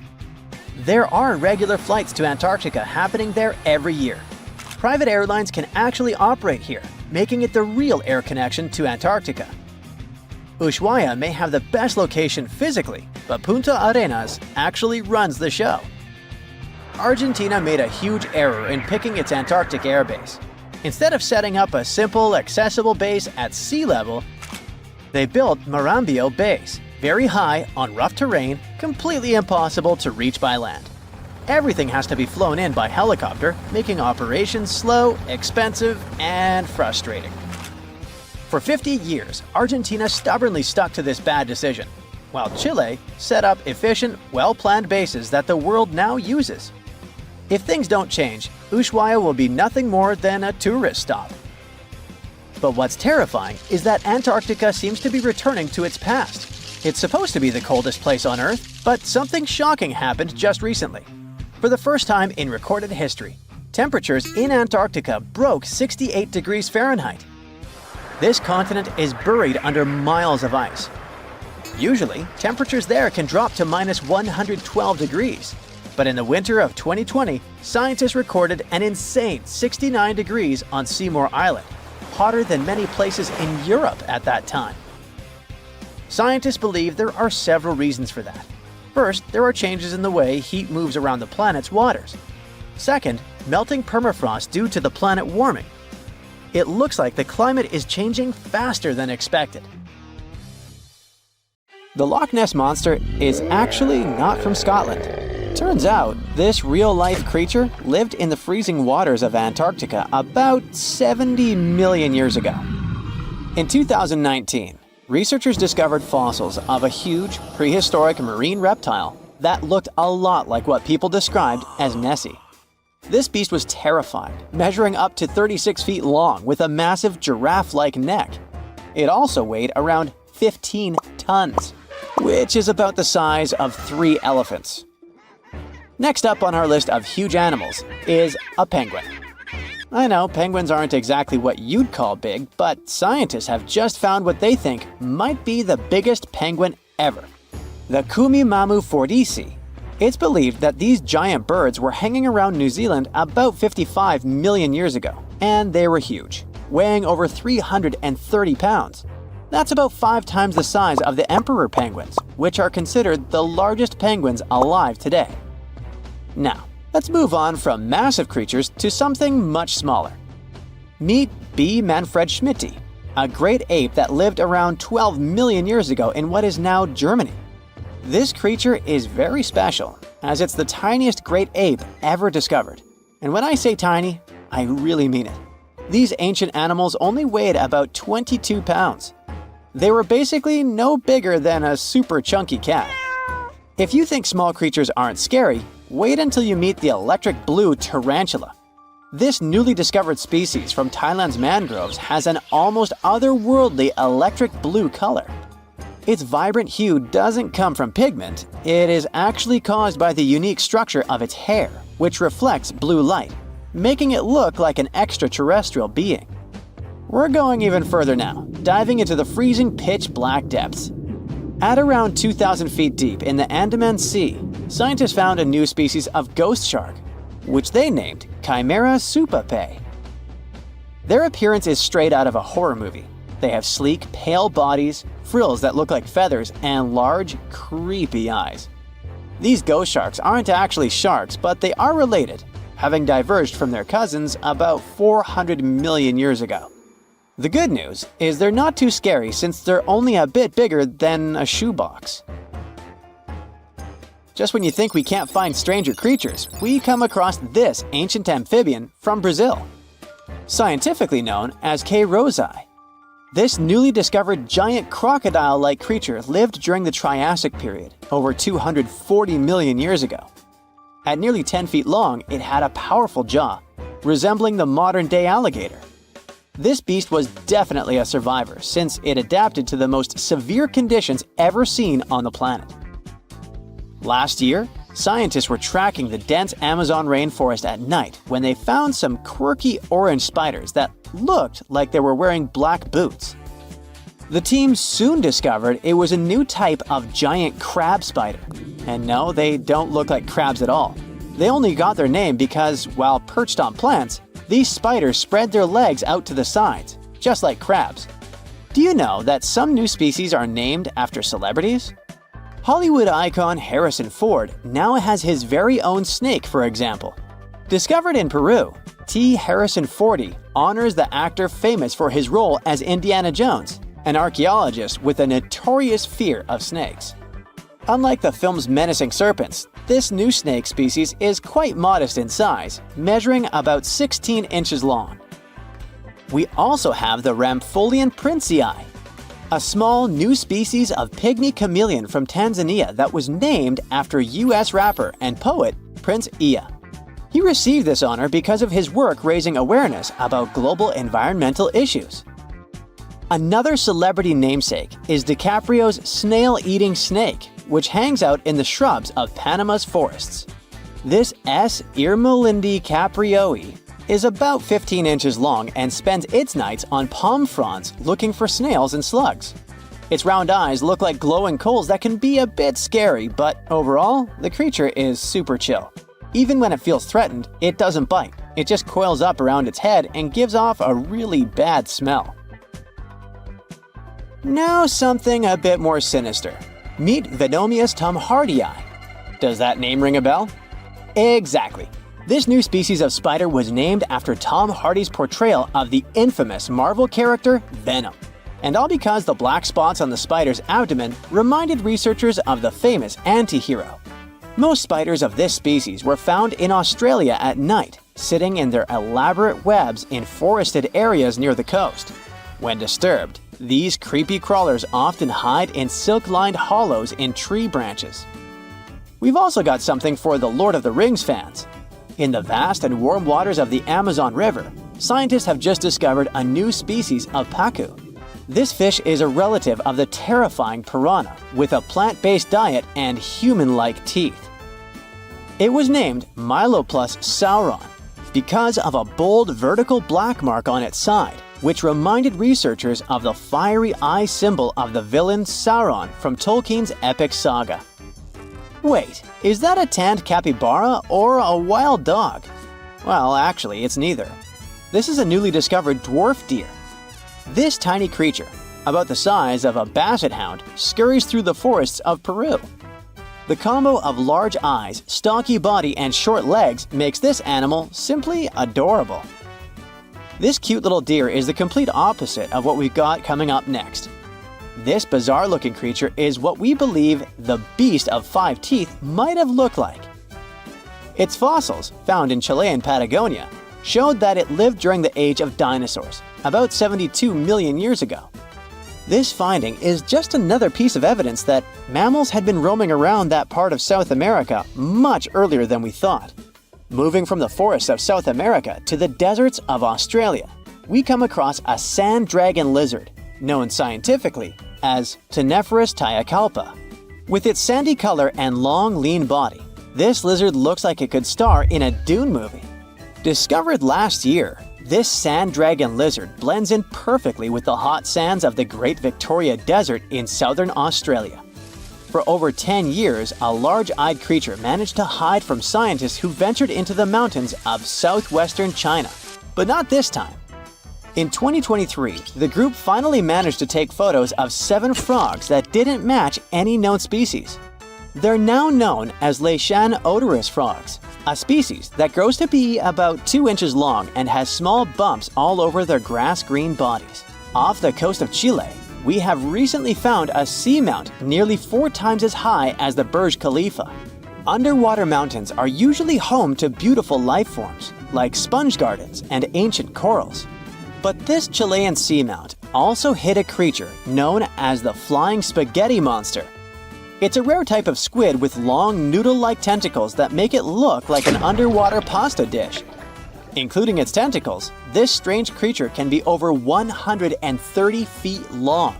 Recently, scientists were diving into the cold waters of the Antarctic Peninsula when they thought they had found an ordinary dragonfish swimming by.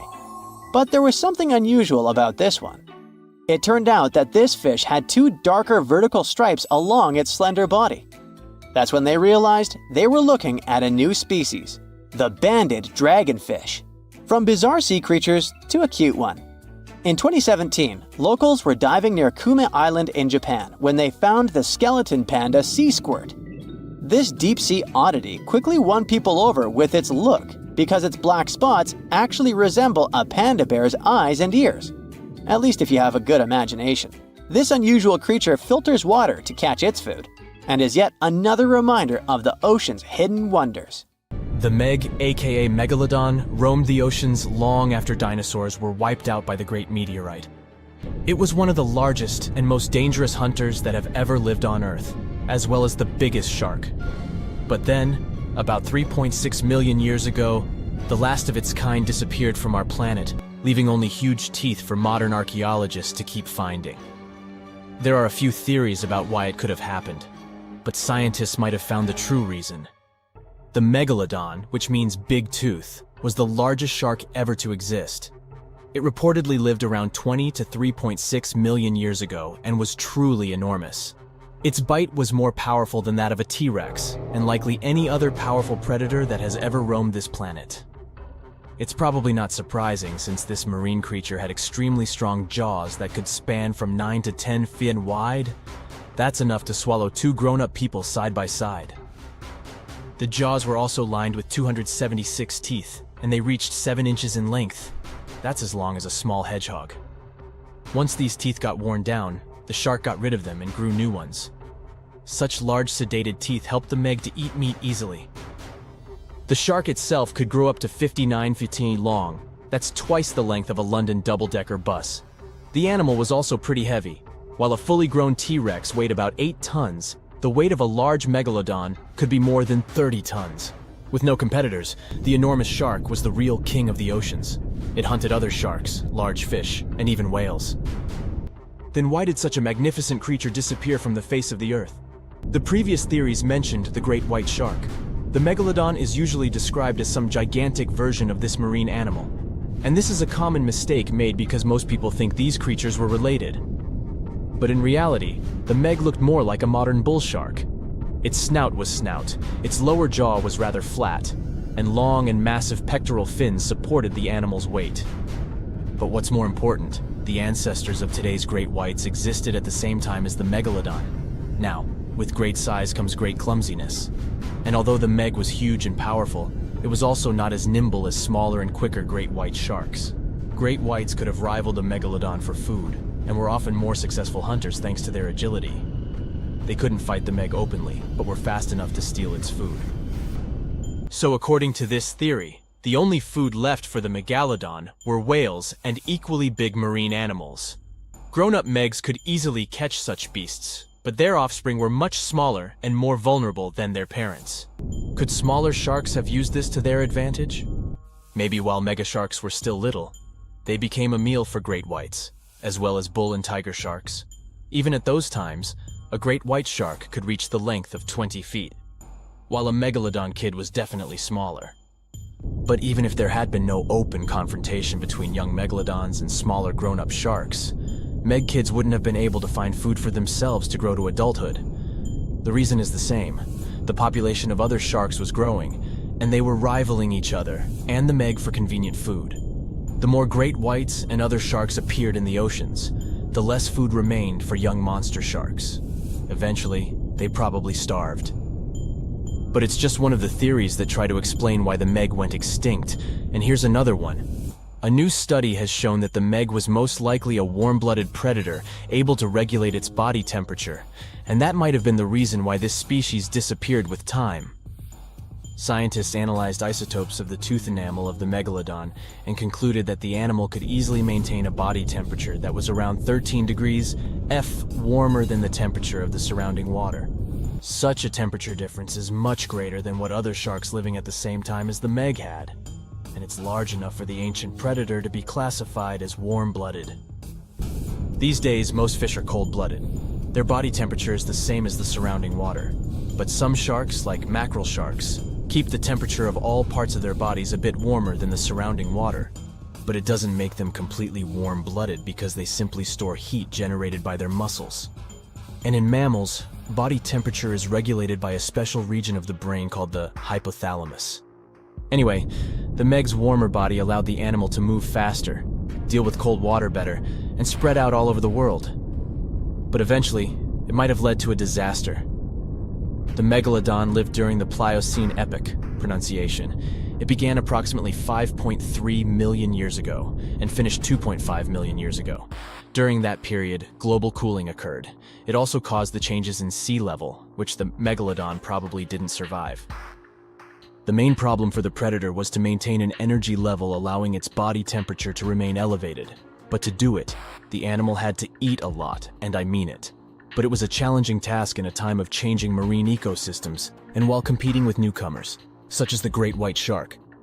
If this theory is true, then the amount of energy the Meg had to use to remain warm could have contributed to its extinction. This new information is very important to us.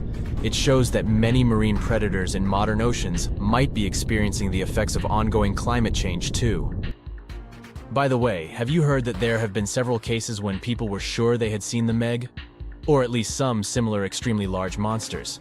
And these sightings happened relatively recently. For example, in July 1916, the New Jersey coast of the US was terrified by a series of shark attacks. They happened during an oppressive heat wave when hundreds of beachgoers tried to find shelter from the heat near the water. People described the culprit that had caused all that havoc as a giant shark, much bigger than any regular one. Since then, scientists have been debating which shark species was involved in those accidents. The most popular guesses have been the bull shark and the great white. A picture of a huge shark roaming the Pacific Ocean not far from Guadalupe Island appeared in 1999. The creature was nicknamed Deep Blue. It could be distinguished from others by a wavy pattern separating its gray back and white belly. But even though some people claimed it could be the infamous megalodon, experts came to the conclusion it was a female white shark, the largest ever seen. The average length of a male white shark is 11 to 13 feet. Females are bigger, up to 15 or 16 feet, but Deep Blue reached more than 20 feet in length. No wonder people were confused. For the last time, Deep Blue was spotted in 2013 near the western coast of Mexico's Baja California. But look, there's another jumbo shark, and you can meet it in any part of the world. The largest specimens can reach 40 feet long and weigh about 5 or even 6 tons. Could it be, if not the megalodon itself, but one of its relatives? Again, a wrong guess. That's the basking shark. This animal prefers subpolar seas, with temperatures not higher than 58 degrees F. Even though some of these animals do migrate to warmer places, Like whale sharks, basking sharks are harmless and don't attack snorkelers or divers. These creatures have loads of small teeth, but they don't use them when feeding. Instead, they swim with their huge mouths open and swallow plankton. A grown-up basking shark can filter nearly 2,000 tons of water per hour.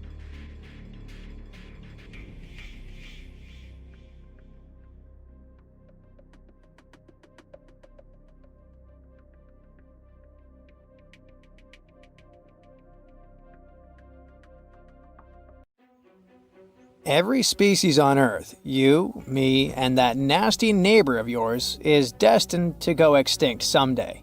Just like what happened to the woolly mammoths and saber-toothed tigers. Stats aren't bright. Scientists say that 99% of all animals that ever lived are now extinct. Hey, what's that look on your face? Going extinct is not the end of the story. Now listen up. Mammoths might make the greatest comeback ever and even be the key to saving humanity. Nope, they won't give away free money so that we don't have to work anymore, but they can sorta help the weather situation on our planet. In the Arctic tundra, there's this ground called permafrost. It's like soil in the form of ice. Soil turns permafrost when it stays super cold for 2 years straight. But now, permafrost is actively thawing out, and it's bad news for, well, everyone. Because while thawing, it releases a lot of carbon into the air. But what if we had large animals like mammoths there today? They would churn up the soil. The ground would freeze more deeply in winter. And then, in summer, a layer of grass would help keep the ground cool and prevent the permafrost from melting. Some scientists think that's a great solution. So now there's a company in the US that's trying to bring mammoths back to life. Okay, you got me. Not actual mammoths, but a sort of hybrid between an elephant and 1% mammoth DNA. It would be a northern elephant. Getting mammoth DNA is easier than you might think. They actually only went extinct about 10 to 14,000 years ago. Scientists are hoping to have their first elephant-mammoth hybrid by 2027. Let's hope it doesn't turn into a real-life Jurassic Park. Ah, Australia. A nightmarish place, and a home to the most fascinating creatures on Earth.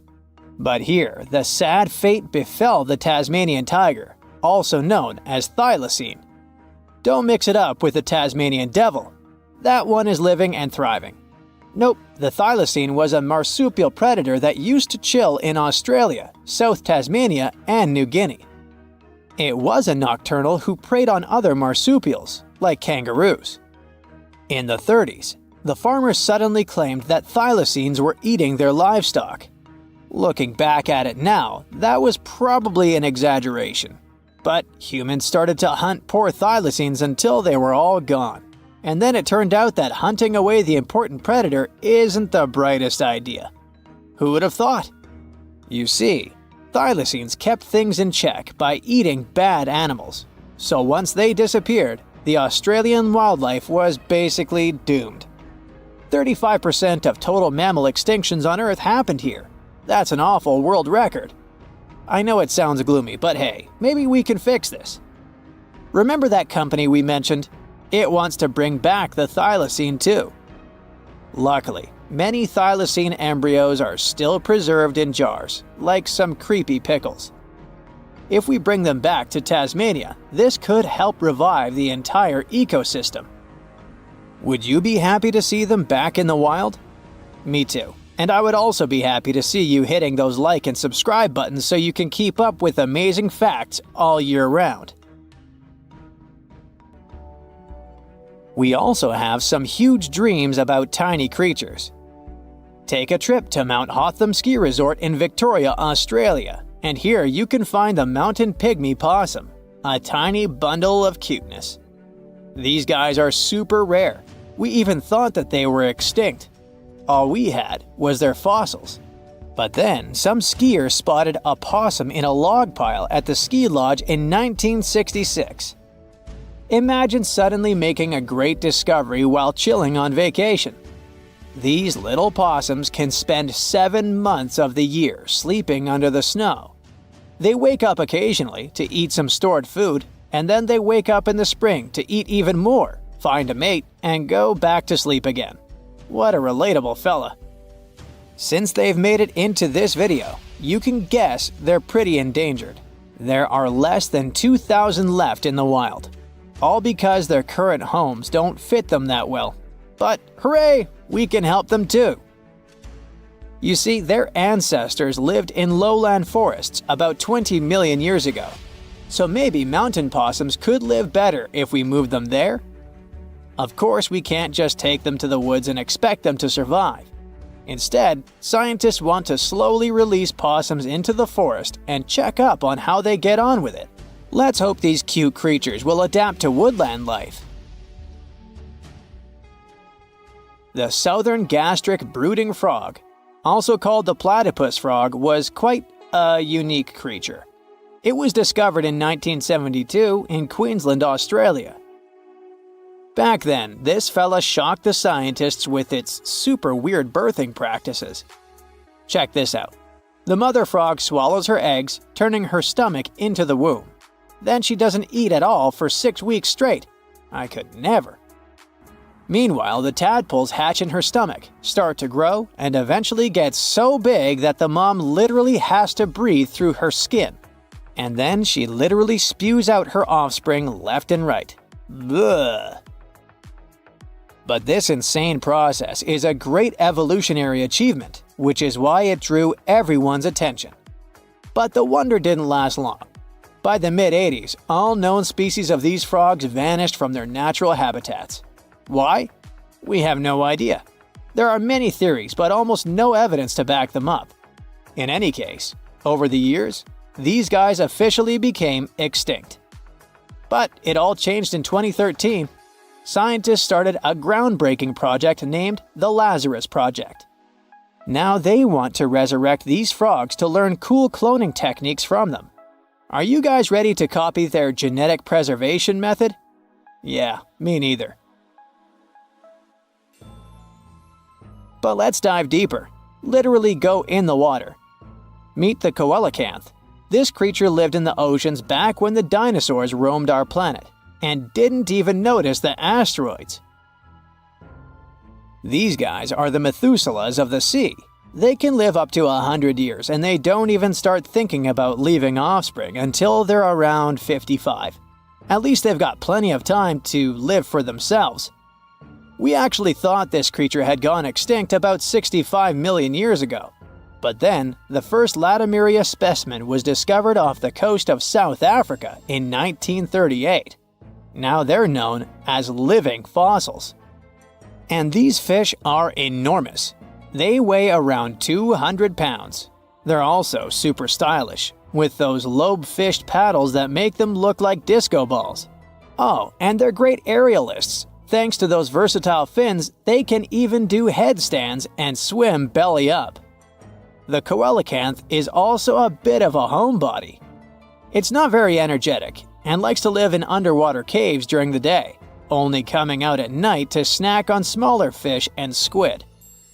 Another animal who's literally me. Now we're trying our best to preserve this species, and I won't be surprised if it outlives us all. And finally, let's talk about the largest and most awkwardly looking flightless bird from New Zealand, the South Island takahe. The tale of the takahe started way back in the Middle Ages. Humans accidentally hunted them all away, and by the late 19th century, it seemed there were none of them left.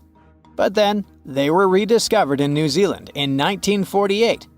Poor guys did all they could to hide from us in the mountains, but we still got them. But it's different now. Since then, we've been trying our best to save them from extinction.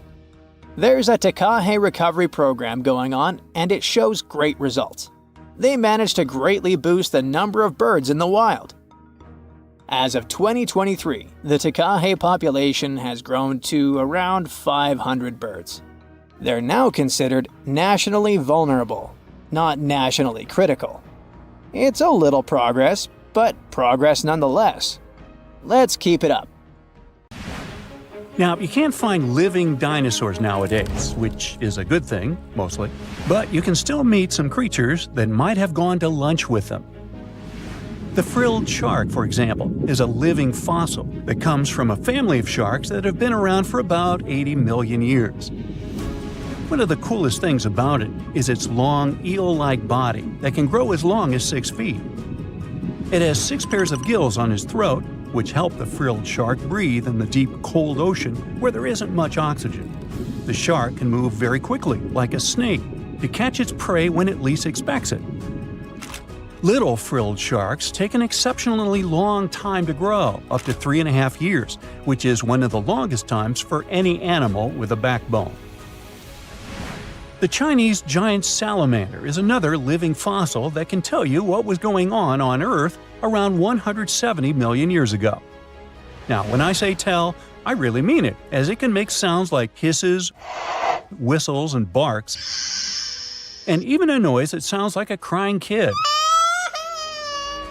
The biggest Chinese salamander found so far weighed 130 pounds, as heavy as 2 Dalmatians, and was almost 6 feet long.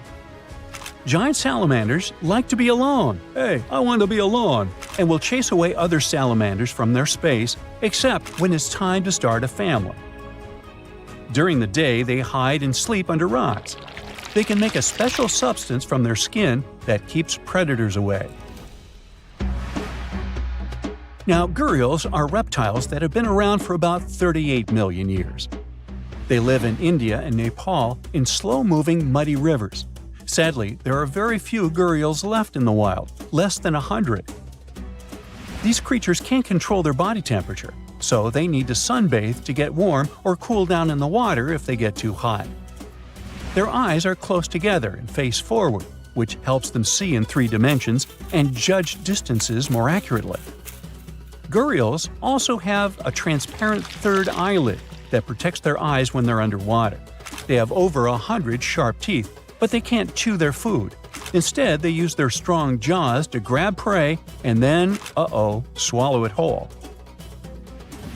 The alligator gar is a fish that has a family history of more than 100 million years.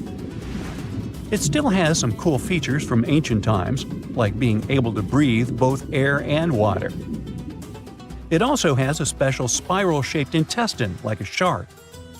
The alligator gar is one of the biggest and heaviest fish in North America. Just like an alligator, it has a long body and snout, plus a row of sharp teeth. But instead of legs, the gar has fins to help it swim underwater. The tuatara isn't a lizard as you might think, and isn't a dinosaur either. This New Zealand resident is one of the most unique animals in the world. Scientists love studying tuataras because they can help us understand how today's lizards and snakes evolved. One of the coolest things about the tuatara is its third eye, called a parietal eye, on its head. It has its own lens, retina, and a nerve that connects it to the brain. Scientists think it might help the tuatara know when it's light or dark outside and absorb sunlight to make vitamin D or help them keep their body temperature exactly right. Tuataras can live an extraordinarily long time, up to 100 years. Cassowaries are the youngsters on our list, as they've been around for only 60 million years. They have some things in common with dinosaurs, like their 3-toed feet and how they breathe. Cassowaries love to eat fruit, lots and lots of fruit. This love of fruit helps the rainforest because when cassowaries eat the fruit, their bodies don't harm the seeds inside. As they move around the forest, they spread these seeds, you can guess how, with their own natural fertilizer, helping new plants grow. Cassowaries are big birds, about 6 feet tall and weigh over 100 pounds. They have a special claw on each foot that is 5 inches long, and they can use it to kick real fast. If they feel threatened, they can charge, kick, and even jump on someone. They can also leap up to 5 feet in the air. So, the best thing to do is stay far, far away from where they live. The order Notostraca is a group of crustaceans that you may know as tadpole shrimp or shield shrimps. These animals have been around for about 360 million years. They have a wide, flat shell that covers their head, and they have a pair of eyes on top. These creatures can be found all over the world in different kinds of water, like freshwater, brackish water, and even salty pools. They can also look different depending on where they live. Notostraccans aren't picky eaters and can snack on pretty much anything, from plants to small animals and other shrimps. Some of them are considered pests in places like California rice paddies because they stir up the mud, which blocks sunlight from reaching the young rice plants. Sturgeons are some of the largest fish species on the planet. They live only in the cool waters of the northern hemisphere and never travel below the equator. Even though they are huge, sturgeons don't have teeth. They eat by sucking food off the bottom of rivers, gulfs, lakes, and oceans. Scientists believe that sturgeons came from a group of fish that first appeared around 419 million years ago, long before dinosaurs even existed. Their ancestors survived a big extinction event that wiped out 90% of all species and went on to become the largest fish in many rivers in North America and Eurasia.